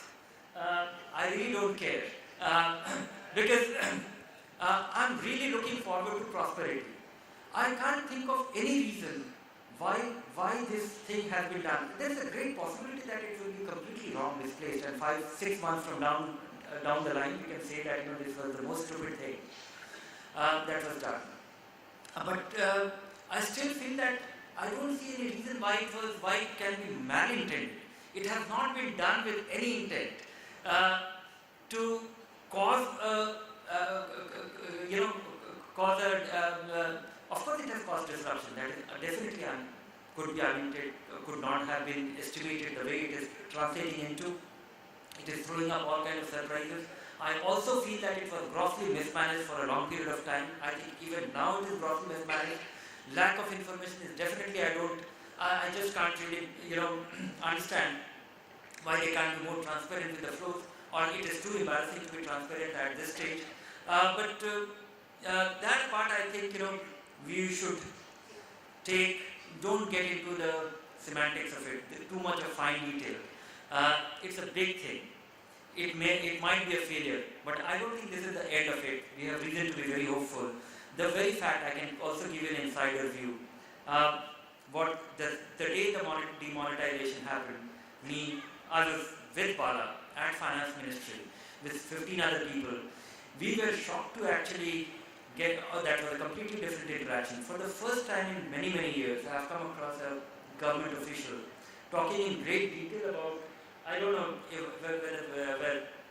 whether Bala will agree to this or not, but I haven't come across people in the government with so much of understanding of nuts and bolts, asking very specific things in terms of how to improve things, and that definitely looked like a sincere effort to fix things or clean up things. When I compare it with the past, I have had such interaction in the past as well. 4 years back, the biggest thing that happened in the same room, same discussion was Rajiv Gandhi equity scheme, which is so embarrassing that I had to come back from those meetings and I had to write a column persistently that somebody can actually spend so much time to create such a stupid thing. And it was such a gross waste of time, and now over time it has been proved, simplifying, doing things, getting a pulse of things, those definitely, today we are able to communicate very fine thing which makes making our life easier. I don't think it is going to be easy. A mess created over many, many years. And then I don't think it is only the government, it's only the politicians. I think politicians rule it. Despite their best of intent, I think there are a lot of vested interests. All the people who drive, who just can't really fathom this, that things can be done with simplicity or things can be done away with completely. I'm looking at that hope, but now I'll get back to the very specific agenda that I have. That, very fact that ladies had that much of saving and, people save taxes. These tax saving, being conscious of it and planning it, and definitely is a big thing. It is so deeply embedded in our Indian way of doing things. These real cases which we came across post demonetization only emphasizes that. There is an urgency to be an investor. One, I was referring to the opportunity losses, which it is not part of that framework. I think the fact that assuming that this demonetization fails, but the fact that people start putting their money, all that ladies' money, 50,000 rupees a year, which is completely tax-free, given as gift, derived as gift, can be put into the bank, is safe, cannot be stolen, is a big enough thing. Then there is also, this is the first step towards investing. For the last 10, 15, 20 years I have functioned, I have run value, 25 years I have run value research. Most of the strangers who come and figure out that I have something to do with investments or helping people invest or figure out right kind of investment, they say, what should I do? And there's many a times they are well-off people. Their starting point is that they have the money but they can't write the check. At least the money has moved to the bank. You are in reasonable readiness. Most Indians are in reasonable readiness to invest right now. You'll figure out, and I would say that the government goal may not be that the kind of people he's referring to, that putting 50,000 rupees in Jan Dhan and all that. Of course, there are too many newspapers and television. They will keep talking about who the government can get after. I think the government will be reasonably aware of who to get after. They will definitely have their priorities and they know where to get after. They definitely will be problem. There definitely will be unintended victims of this situation. My assumptions are based on couple of things.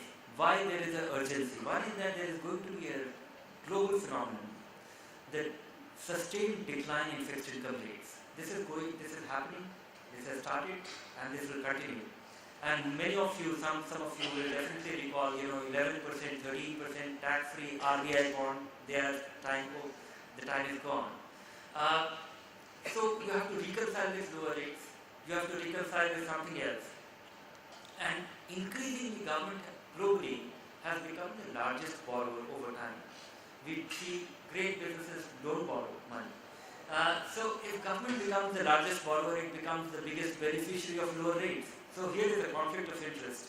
And India has largely been, a lot of people don't invest, don't save in the financial framework. But the people who do, they are fixed income investors. Just to give you some sense of, what is the kind of investment. In fact, this is quite embarrassing. Though we claim that our mutual fund industry is about 16 lakh crore after witnessing some few quarters of rapid growth, of which only quarter of the money, or maybe about 30%, will be in long-term assets put by individuals. Which means, Vivek is referring to 16 lakh crore worth of money in circulation. You can actually consider this country's wallet as that currency. The money that we keep in our wallet is that. Only a quarter of that money, which we keep in our wallet, is invested in long-term equity, long-term mutual fund. As compared to, this is one way of looking at it, amount of money that we keep in our wallet and what part of that money is really invested. It's tiny. Then comes looking at it from another angle. All of you would have been a great fan of Public Provident Fund. The outstanding balances of Public Provident Fund is about 11 lakh crore. sorry, 11,000, 11 lakh crore. 11 lakh crore, sorry. When I see this India as a fixed income country, and all the work of mutual fund companies over the last 25 years has translated into 4 lakh crore. So when I see 4 lakh and 11 lakh crore and scale of money which is in currency, which is in our wallet, I think that we are far off from wherever we are. We have been living in a highly distorted country and economy. All this thing has spoiled our culture.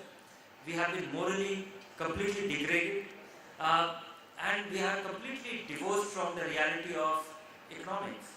I just don't get the point that we buy a house worth 15 crore and the rental yield is 0.005%. This is something, and this has been going on for all these years. This is going on for all these years because once the key difference is that I earn 100 rupees and I'm left with 70 rupees and I'm at absolute liberty to do whatever I do with my 70 rupees. What this event has done is, you and the other guy was making 100 rupees and he was at absolute liberty to steal that 100 rupees, but was constrained to do anything he wanted to do, but all he could do was buy that house, do all the nonsense, do that fat wedding. So when he was doing that and not being able to put that money productively and take a sensible economic decision based on logic, that I think is going to be one of the biggest difference. It is the way it is going to change our hearts and minds is the real issue. It is not about, of course there will be issues, of course it is not about money being printed and put to, I don't think it is going to be as simple as this. We can well put up with this 6 months of nonsense of people queuing up. It has, and I really feel that things would have been better planned. There is going to be a behavioral change. There is going to be, many a time, we are looking for some binary shift. Most things in the world don't happen in that way. The guy who was doing 95% legitimate business, 5% nonsense, will say that it's not worth my while anymore. Let's just fix it. Somebody who was doing 50-60% legitimate, 40% because that was the demand of it, now he will move on to something like 80% legitimate, 20% nonsense, and say that okay, this is the compulsion for now, we'll be on the lookout. I have come across people who are just not willing to comply.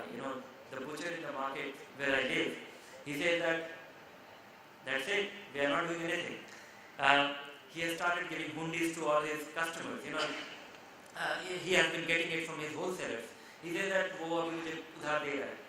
So he's getting the fish and chicken from and this is going, and so one has to really see in connection with what else is happening. It was just not, I'll just narrate you the example. I was very naive, getting started with my business. I ran a proprietary firm. Opening a bank account took no effort. All you needed was a rubber stamp in 1991. That was it. You needed a rubber stamp and you could open a bank account, and that is how I opened my first bank account of value research. Then somebody told me that if you actually incorporate a company, you sound a little more credible. So I incorporated a company, but I didn't have any resources. So all I did was wrote check and took out money as and when needed, because everything was, and also wrote some checks for buying equipment, computer, fax machine and things like that. And on 31st March I had to draw my accounts. I had no idea what to do about it. So in those days banks were not automated. So I was able to put my account, list my expenses and income from that bank statement, the counterfoil and the ledger. I was told that you have made reasonable money and you haven't paid any taxes, so better that you show some expenses so that you don't have to pay taxes, otherwise it's all gone. So my first year was actually that, 1993. I was told that because you haven't accounted for it, so better that, and it was as simple as just putting up some expenses. Of course the scale was few thousand rupees, not exceeding a lakh of rupees, so it was fine. But then that was a big lesson. Today it is not possible to conduct that business like that. On the TDS, the compliance, the service tax, if those things are not made easy, people will not become compliant.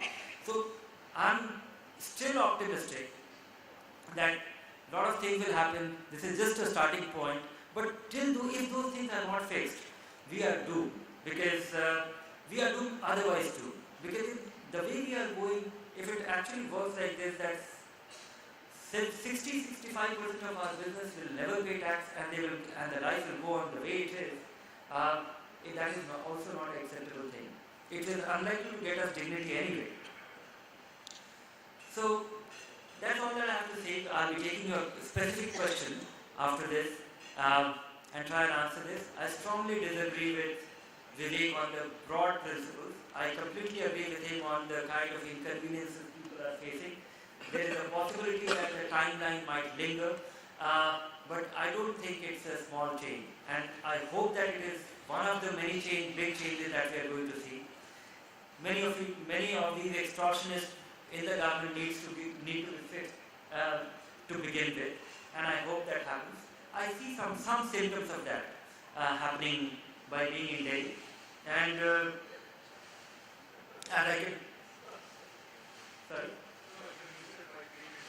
by being in Delhi, I can actually see that a lot of people in my neighborhood who go to the central secretariat, the first thing was that they had to turn up on time. That in itself was, quite a remarkable thing. I see the kind of urgency, the timelines, the way we used to, our kind of timeline, work timelines, I see many of them actually having that.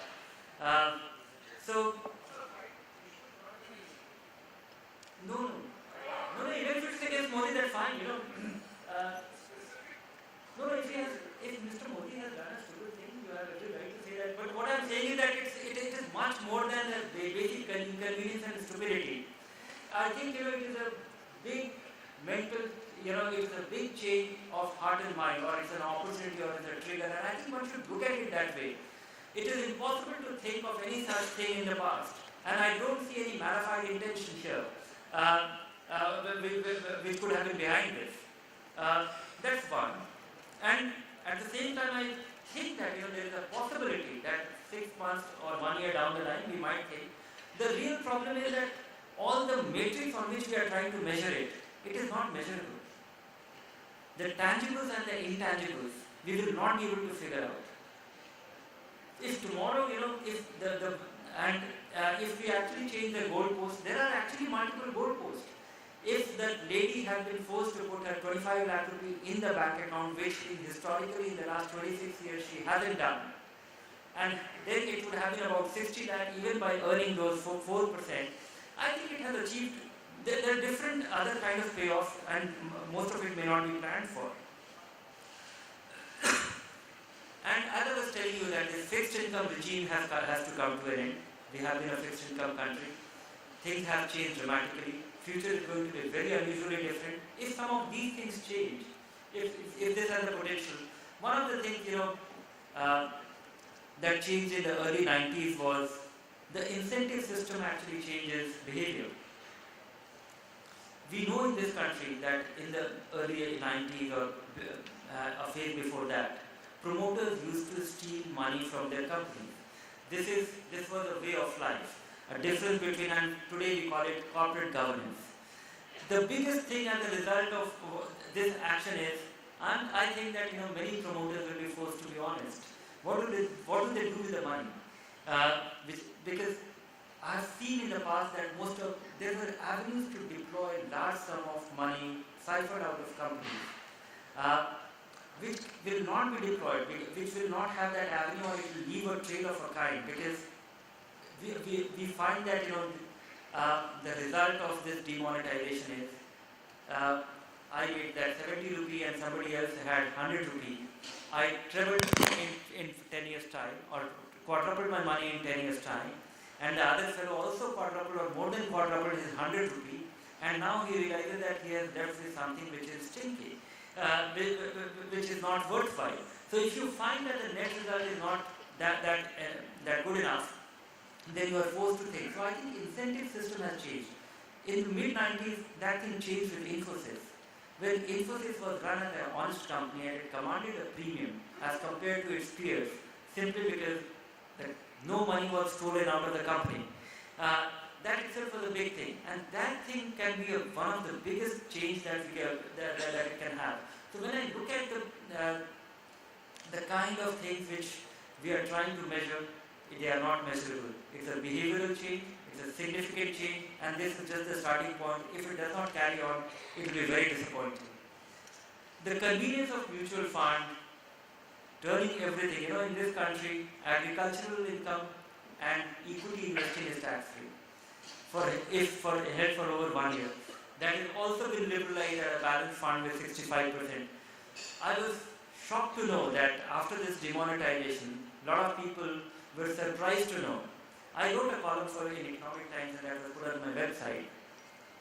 And in my conversation with a lot of people who have never invested beyond their bank deposits and other things, they had this understanding that investments held for over 1 year is tax-free. So there's not more to do. Bala has to carry on the investor education campaign for many, many years. The basic communication, the charm of equity, holding it for over 1 year, doing things legitimately, the difference from the past, how it could be a breakout from the past, and the rewards of being linked to real economy in a transparent, liquid fashion, the joys and rewards of that. I think there's a big task cut out for all of us, and the government has to really lead it. This is a starting point. I think we have too many people coming from an experience of understandable that this cynicism that we see, because all these years we have only heard of things being talked about or being given away, nothing tangible being done. I think we have reason to be very hopeful. These are big moves. I am confident that this will translate into something more than what we have seen so far. Thank you.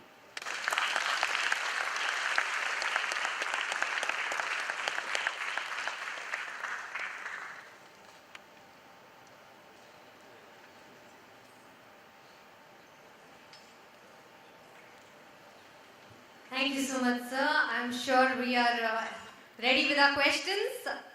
Do we have our questions ready? We will now have the Q&A round, and if you've not given the cue card, have you got the cue card? All right. So we will now proceed with the Q&A session, and I would request Mr. K.S. Rao, the Head Investor Education and Distributor Development Birla Sun Life AMC, to please moderate the session. Thank you.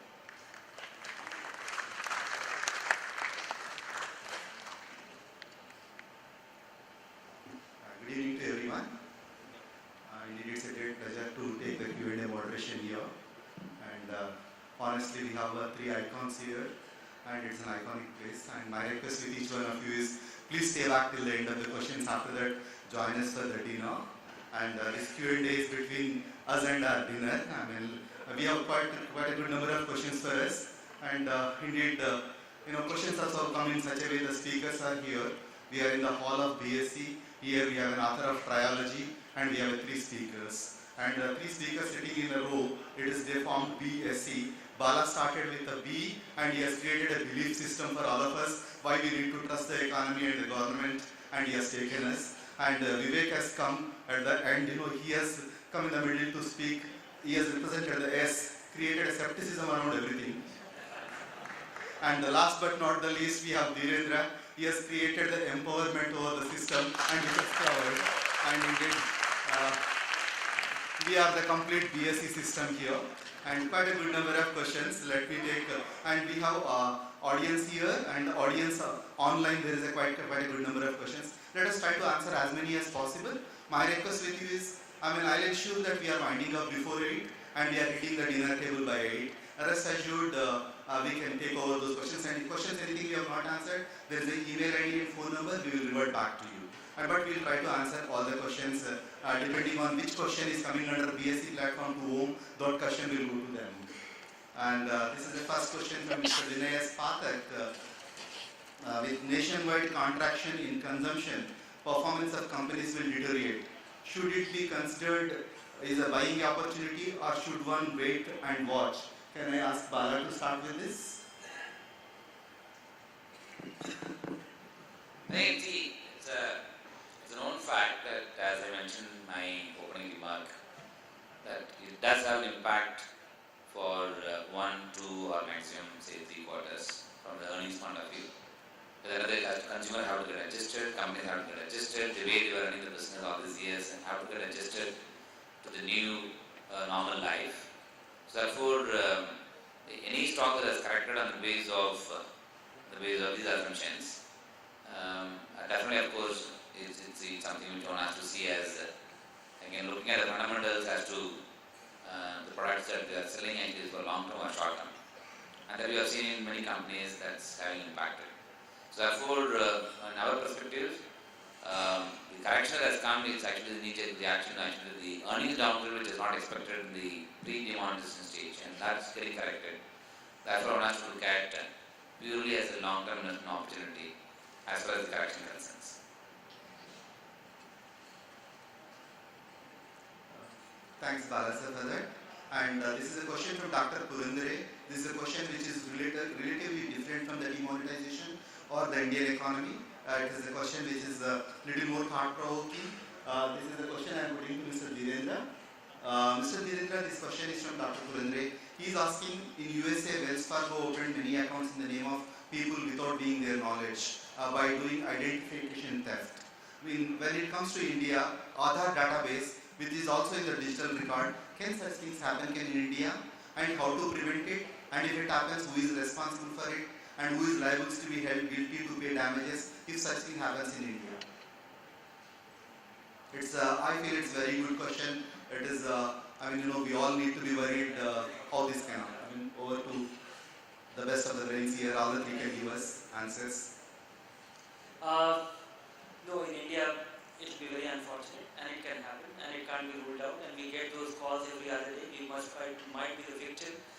The value attached to data privacy and protection in India, those laws are very lax. But I don't know, even the Wells Fargo thing was actually not hurting somebody's interest there. It was just a fraud perpetrated which was primarily triggered by their internal incentive system. Guys used to get incentive for opening as many accounts, and it was actually happening. In fact, the mutual fund industry has been part of it. They used to get money for, they still get given an incentive for getting more money. So when a fund company gets it, sometimes the money is redeemed from the older funds and put money in, it's being recycled, it's being churned. And that's also about mutual fund, because if you get rewarded for moving the money around as well, and if you have a control on the customer, you will do that. But for the investor, it doesn't make much of a difference. For the investor, his benefits remain there. So these are the kind of problems. Even in the Wells Fargo thing, it was a fraud of a kind which did not hurt the investor as such. And I think most businesses have to act responsibly. Today, fortunately, the scale of information available and the ability to share, that I think is one of the biggest protection. The way you can scream on Twitter and the way you can create awareness about one's being defrauded is one of the largest protection. That apart, I think one has to, it is going to be very challenging to protect our information, and at least if not information, ensuring that we conduct ourselves in a manner that our assets are protected.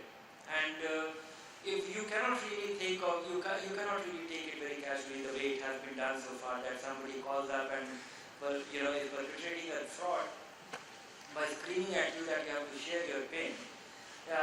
The kind of advertising that you see from banks that you should not be sharing your PIN, the kind of, the way insurance companies were saying that IRDA never calls you for giving you the bonuses.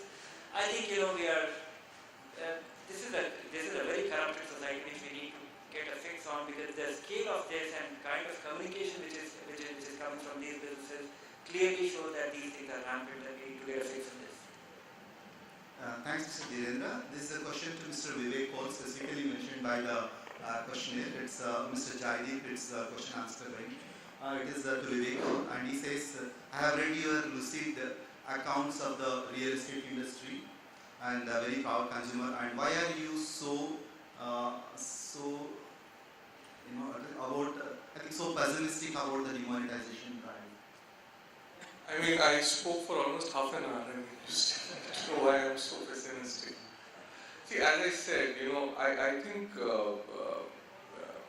I have this term called big government, wherein the Indian government essentially tries to do things at a large scale and screws up.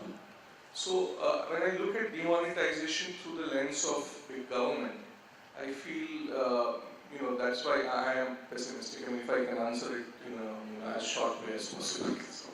Thanks, Mr. Vivek. And this is we move back to Mr. Bala. There are two questions I'll take, which is in sync with one is the offline question and one is the question here online was asked. This I put the first question from here. Mr. Manish Jain here who had asked this question. And Manish Jain said, how will long-term debt funds and liquid funds look from 1 year horizon, since from 8 November till now the debt funds have already gone up? This is a question of Mr. Manish Jain. Addition to this is a question which has come from the Facebook, Mr. Shyam, and he is asking specific question for the Birla Sun Life. I know it is, I thought I can give it to Mr. Dhirendra,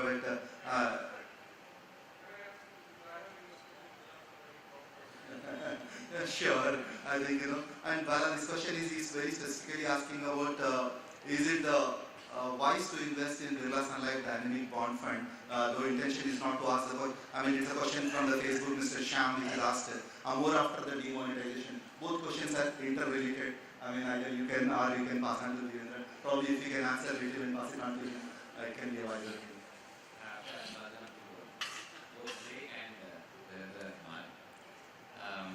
I think the question about next 1 year, the view on fixed income. I was just telling my colleague in the afternoon, we expect a rate cut. The rate cut doesn't materialize. And it's good for investors.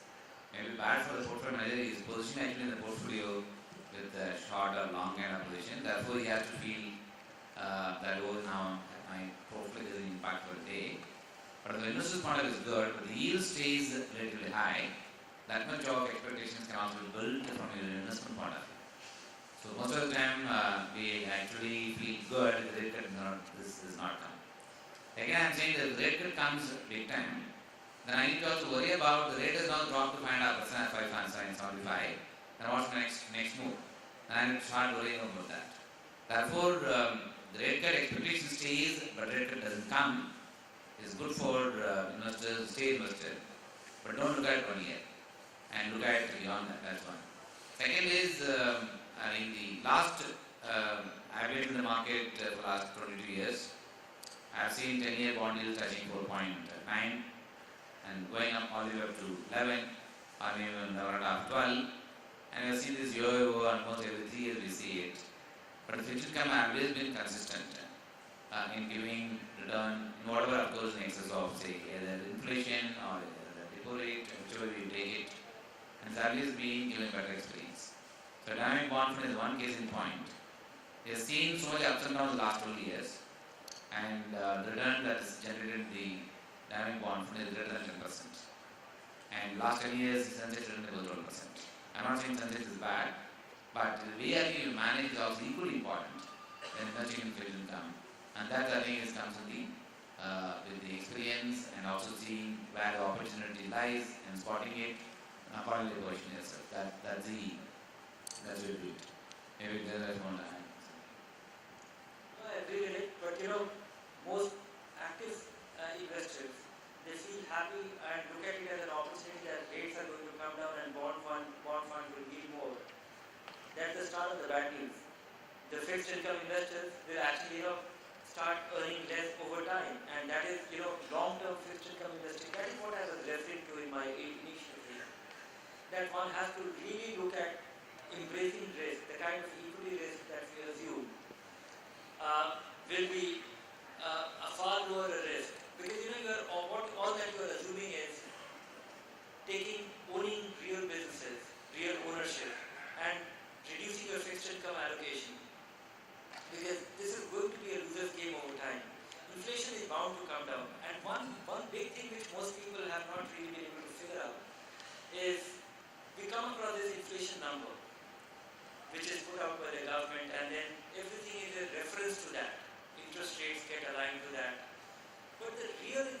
number for each individual which matters to you for your savings is completely different. And it changes with your time.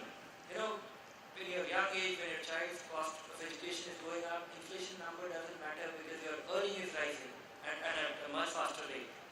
But at old age, when you have to really need a support system for yourself at the age of 70, your inflation number is completely different. If you have a grandchild for whom you have decided to take care of it in a different level, so you know those numbers are very theoretical. Your numbers matter most, and they are very circumstantial to your situation. Think about that, you know, and then those aspirations, the way things are changing every 5 years. You know, the way you want to buy your grandchildren a laptop, or you know what I expected from my grandparents are very different. So if you have to meet those aspirations, and they are not necessarily, you know, and we are being well off. We are much well off from than we were in the past.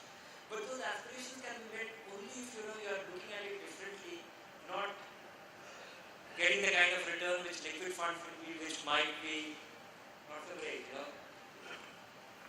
Yeah, thank you, Dhirendra and Bala. I mean, probably I can add only one crisp to on the dynamic bond fund when it has been spoken.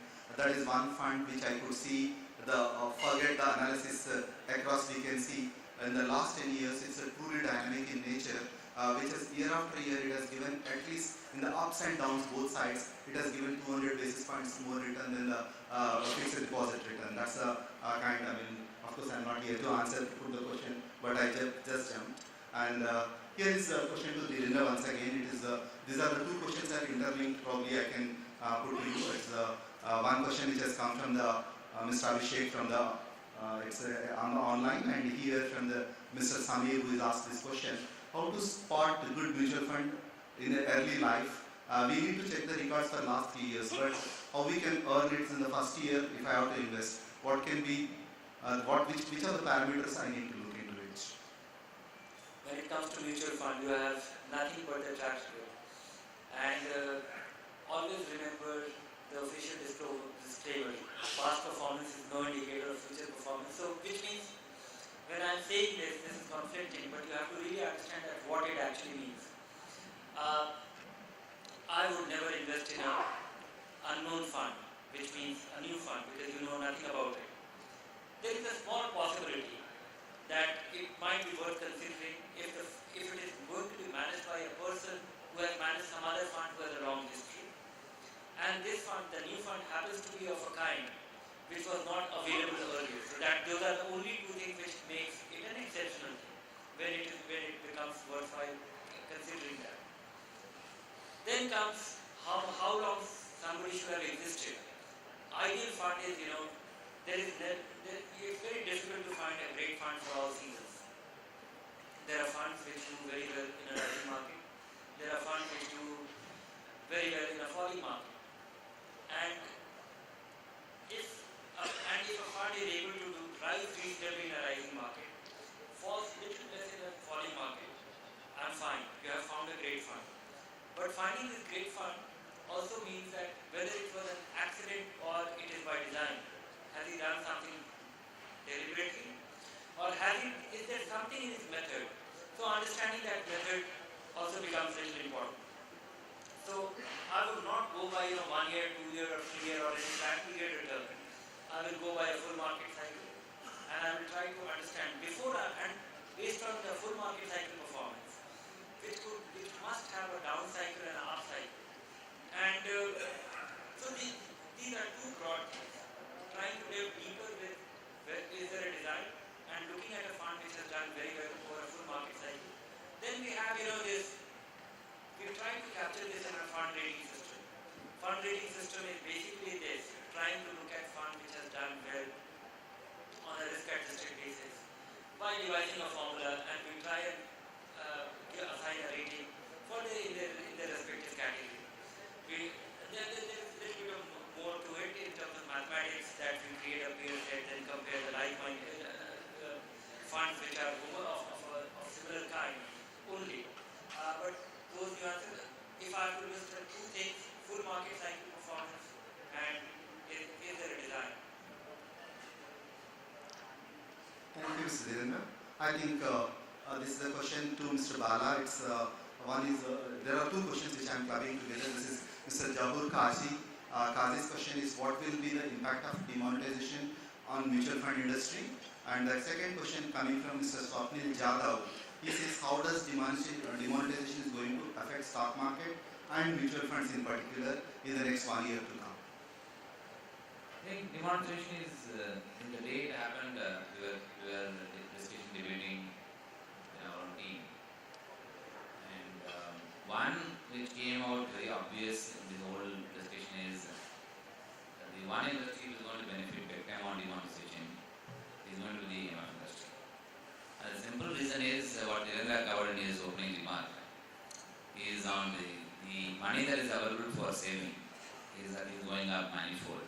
So that essentially means that money has to be deployed in the asset class that actually earn return for them.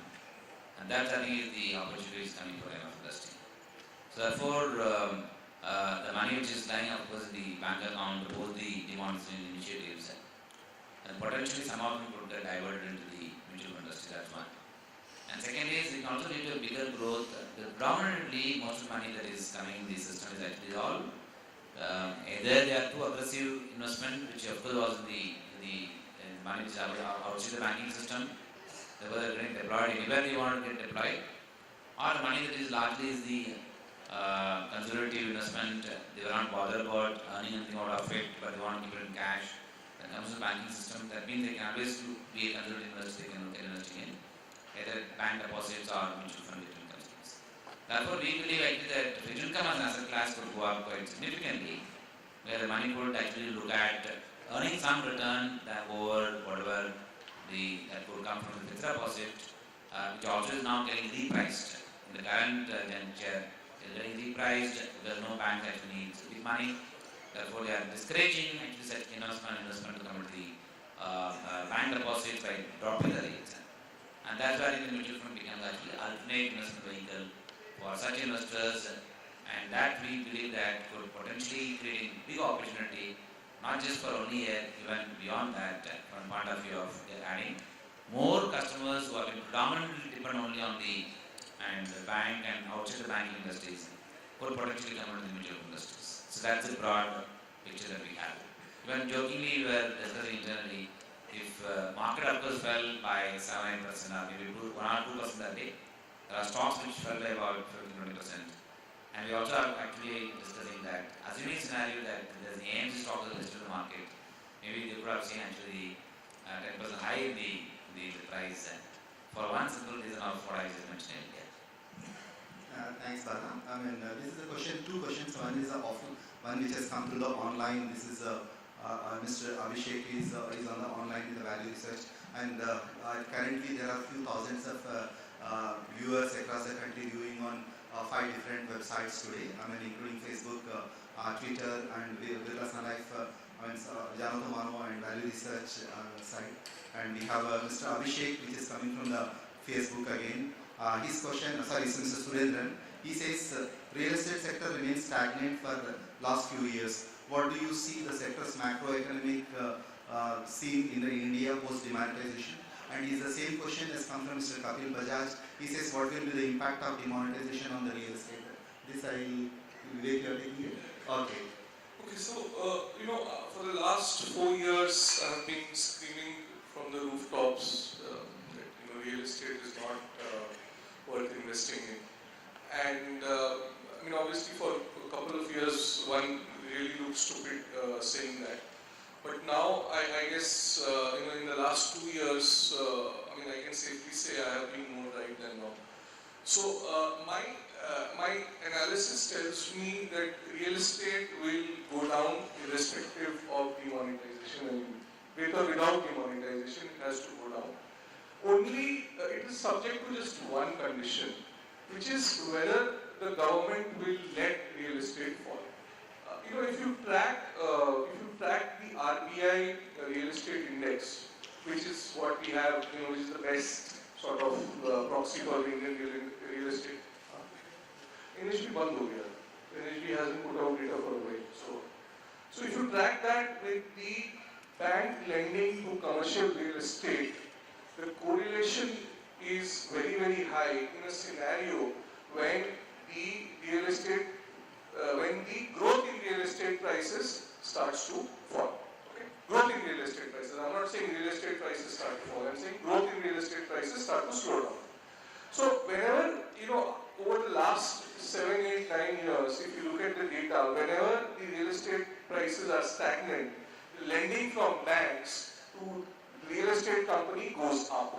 So moment the lending goes up, the real estate companies which are short of cash don't need to cut prices. That's one part. The second part is if real estate prices come down, you have a lot of analysts saying that after demonetization, 30%, 40% prices will come down. If they do come down to that extent, then we will get into a situation where banks will get into a lot of trouble with the loans they are giving to real estate companies. So the question is whether that will be allowed to happen or not. So real estate prices have to come down, but whether they will come down depends on whether the banks and the government let them come. That's my feel for it. Thanks, Mr. Vivek. And this is a question I move to Mr. Dhirendra. Dhirendra, this is a question from Mr. Rakesh Jogi. What he's asking is which sectors one should invest for the long term, say 10 to 15 years. Probably I have one more question along with this is Mr. Manoj Ahuja. What he says is why are the growth mutual funds always recommended by you than the dividend payout funds? These two questions together you can answer. I really don't know the answer to the first one, and that's why I have never known this. So that's why I say that keep investing in good mutual fund. You entrust your money to somebody who's taking all those decisions. What not to be invested in at a given point, what to be invested in, or what to emphasize. Because the only guarantee you have is from the diversification. And emphasizing or de-emphasizing something in your portfolio does all the difference. And I continue to believe that. Don't try and be very sector-specific in your decision making, because things change when you least expect it, and that's not meant for an individual investor to do that. Why I recommend growth? Simply because equity is a long-term investment vehicle. It's simple. All your money grows. But there are some people who derive great consolation if they get your dividend back. If you get a part of your money back by way of dividend. But in case of mutual fund, it just doesn't matter. Because you can derive dividend in any form at a time of your choosing. The most important thing is that your investment must perform. If your investments do well, your money has grown, you can take a small part of your money as much as you want at any periodicity. That is what open funds are about. But it's a psychological thing. We have always thought that dividend is something which is doing well, must be paying dividend out of it. In case of mutual fund, it doesn't matter. But still, that's the basic reason why I keep this. This is something, having been a journalist, I used to encounter all the time as to why should we buy, growth. Growth with a dividend nahi milta hai. The basic point is, when a dividend mutual fund gives you dividend, the NAV falls to that extent. This is something basic which many people either don't understand or refuse to understand. So you have a growth mutual fund, and let's say the dividend option is giving a dividend. You can give yourself a same dividend by selling a few units of the growth mutual fund. It's as simple as that.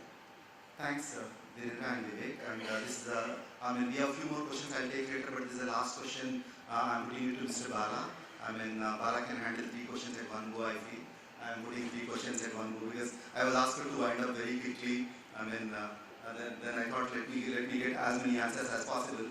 It's a question from Mr. Lakshman Vadnekar. He says, how long it will take to get benefit from the demonetization? 6 months, 1 year, 2 years? Will economy recover early or at least? And this is a question which is relatively related to that, which is Mr. Rajesh Trivedi. What he says is immediate fallout is the fall in the GDP numbers. And when will the recovery will start in this economy to regularize? And there is the same question, similar question which has come from Mr. Parimal. This has come on the online. He says, is it possible that market will get back to new highs in 2017? Probably you can link these 3 and answer, and this could be the... question whether we come back normal as far as the growth concern in 3 months or 6 months. Definitely, one thing is which got changed post demonetization.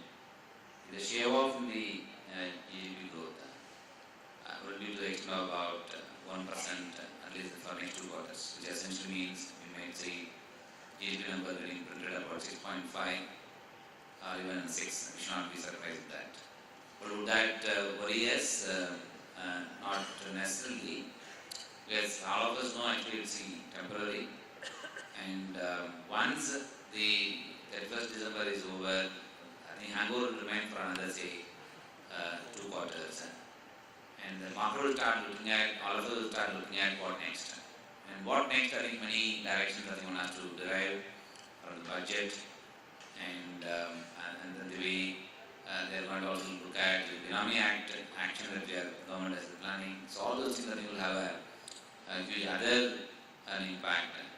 And even the companies will also start discovering into the new way of running the business in the new normal.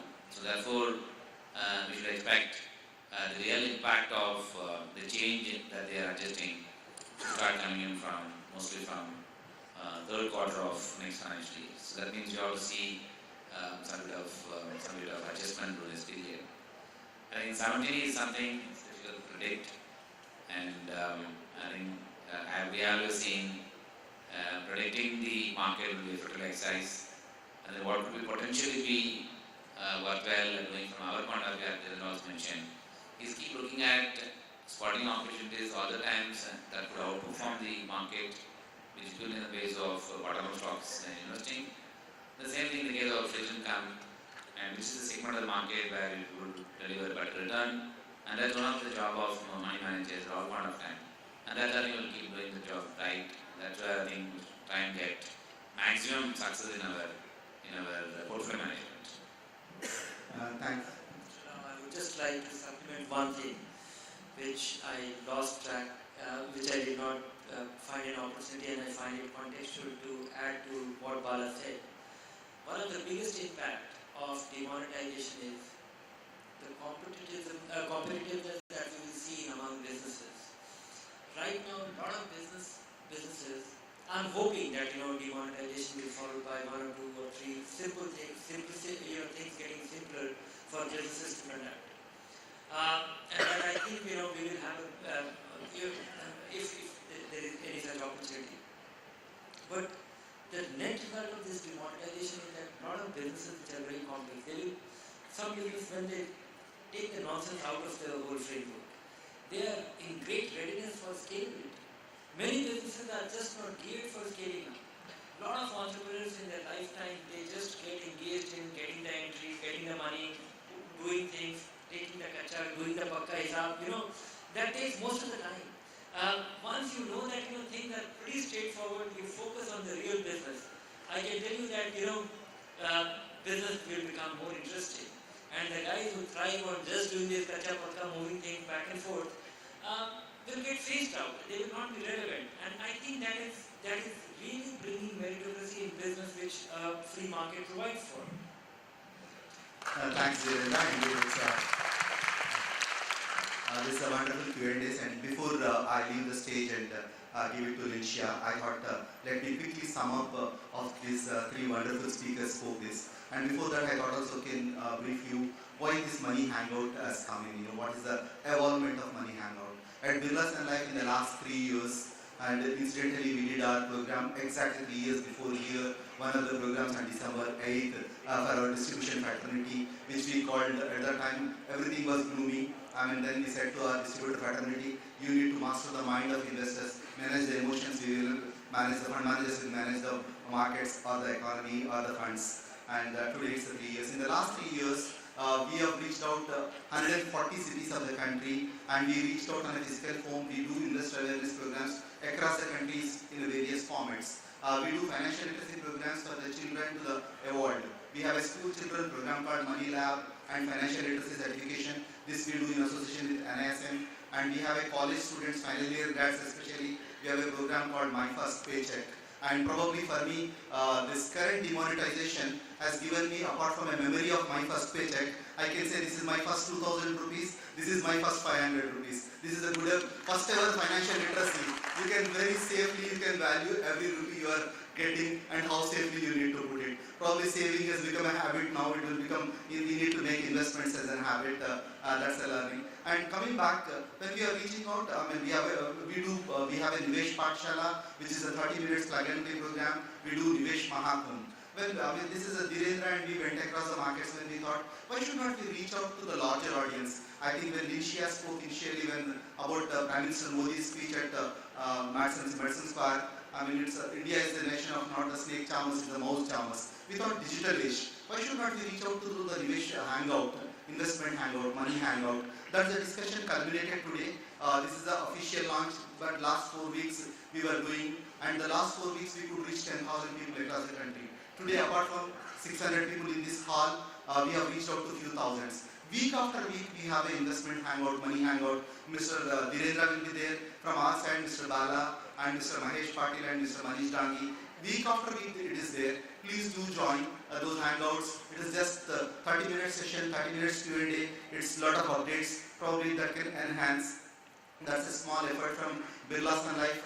We are always pioneers, how we can reinvent while educating, not only managing the funds, though we are the 4th largest fund house in the country and growing faster. And as a fixed income space which is going to go up, I think it will move up in the faster. And I only call the current scenario, I think Prime Minister Modi spoke somewhere post-demonetization. I think he nicely summed up with 3 lines. What he said is, people who change after the change will survive. People who change along with the change will succeed. People who change ahead of the change will always lead. I'm sure we are a breed, we can lead the change, we can move. And coming back to the speakers, Bala has set a stone for us. He has given the big picture of the demonetization, how it can evolve, how broadly we can look at things, how broadly economy can evolve, and what is that unanticipated events will always happen. Let us not do so much of analysis which can lead to the paralysis, which he has not said but which he meant. And we need not work out. And what we need to do is, optimism is always, ray of hope is always, and something has to be done. And he spoke about digital journey, he spoke about mobile penetration, he spoke about tax to GDP ratio, how demonetization can help fundamentally on the macro economy, how micros some extent may suffer now, but long-term benefit of it. And Bala, last but not the least, we are talking about cashless economy, less cash economy, and he was talking about the question which has come to the active account. Let our cash work for the active account. Let it be less cash economy, but cash whatever is available, let it work for us. And coming back to Mr. Vivek, who has created, it's a fantastic to see. We are a democratic nation, each of us got, it's a fantastic to see a divergent views. It's a fantastic to look, thinking from a different glass, whether glass is half full or half empty. I was talking this, somebody was mentioning to me, if you go to any Indian, ask a question, glass is half full or glass is half empty, he says, I am thirsty, forget which is empty or full, let me fulfill my hunger now. And that's what we need to do, whether half empty or half full, let us swallow that, enjoy the thirsty, fulfill the thirsty and move on. That's where we need to live in the present. And it's always like Mark Twain once said, it is like if you are not reading the daily newspaper, you are not informed. But if you are reading everyday newspaper, you are misinformed. Choice is to you. That's the Mark Twain's famous quote. And coming back to Dhirendra, starting with the Bollywood jungles, and converting savers to the investors. I really appreciate Dhirendra talking very openly and making things. It's giving the perspective, giving the empowerment, and probably what Mr. Modi has done, it can only bring back to the famous shayari of Harivansh Rai Bachchan. It's like one man who started doing. It is like somebody has made an attempt of what has not been done in the last 60 years. It is Harivansh Rai Bachchan, he says in one of this shayaris, मंजिल मिले ना मिले वो तो मुकद्दर की बात है आप तो कोशिश तो ना किए वो तो गलत गलत बात है. अभी तो Modi ji has done some कोशिश, and I'm sure that कोशिश can go long way, and that's where we can go. And it's a journey to. We made an attempt. Even the Hangout is also an attempt to reach out to the larger audience across the country. Maybe we have a next 52 weeks in the current year. We intend to reach to few lakhs of the investors, prospective investors, to make them aware, create an empowerment, and informed investors an empowered investor. This is an attempt from our side, and I'm sorry, I always have a bad habit, not the starting problem with the stopping problem. My colleagues will come over, and thank you so much, and you join us, she will take over. And God bless you all. Thanks for being here. And Bala's last one I would like to add. He has not answered the market prediction, but he has answered that question in a very way. And 16 is not a sweet 16 for us, which is just going to end. And 17 is before 18. And 18 is going to be the maturity of the year. And 18 I'm sure markets will do well for us. 2 years is a very long term for us, and do good. Thank you so much. And over to Lindsay. Thank you.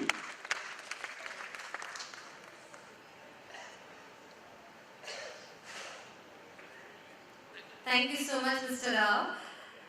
Ladies and gentlemen, we have come to the end of this evening, but before that I would like to take this opportunity to thank our eminent speakers here. Bala sir, Devendra sir, Vivek sir, thank you so much for that food for thought with investment. I'm sure it's been very, very valuable and very beneficial for all of us, even for me. Thank you so much. And I would now request Bala sir to please give the memento to Devendra ji.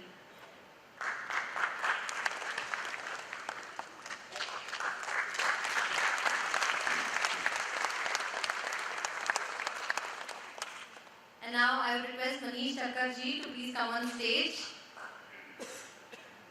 and give the memento to Vivek Kaul ji.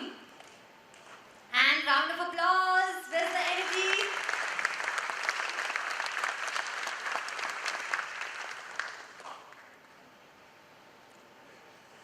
Thank you so much. Thank you. Ladies and gentlemen, we've come to the end of this evening. And I would like to thank all of you for being here. I would also like to thank our online audience who's been on Facebook, on all our online portals, on Twitter. Thank you so much for joining us. Before we leave, and I would like to invite you to join us for dinner, do take the handbag, a special handbag for you. And I request you to please stand up. Please stand up. We grow together, we invest together, and we make India a better country as one Indian family. So let's pay homage to our beautiful country, India, who has given us so much. Could we have the national anthem, please?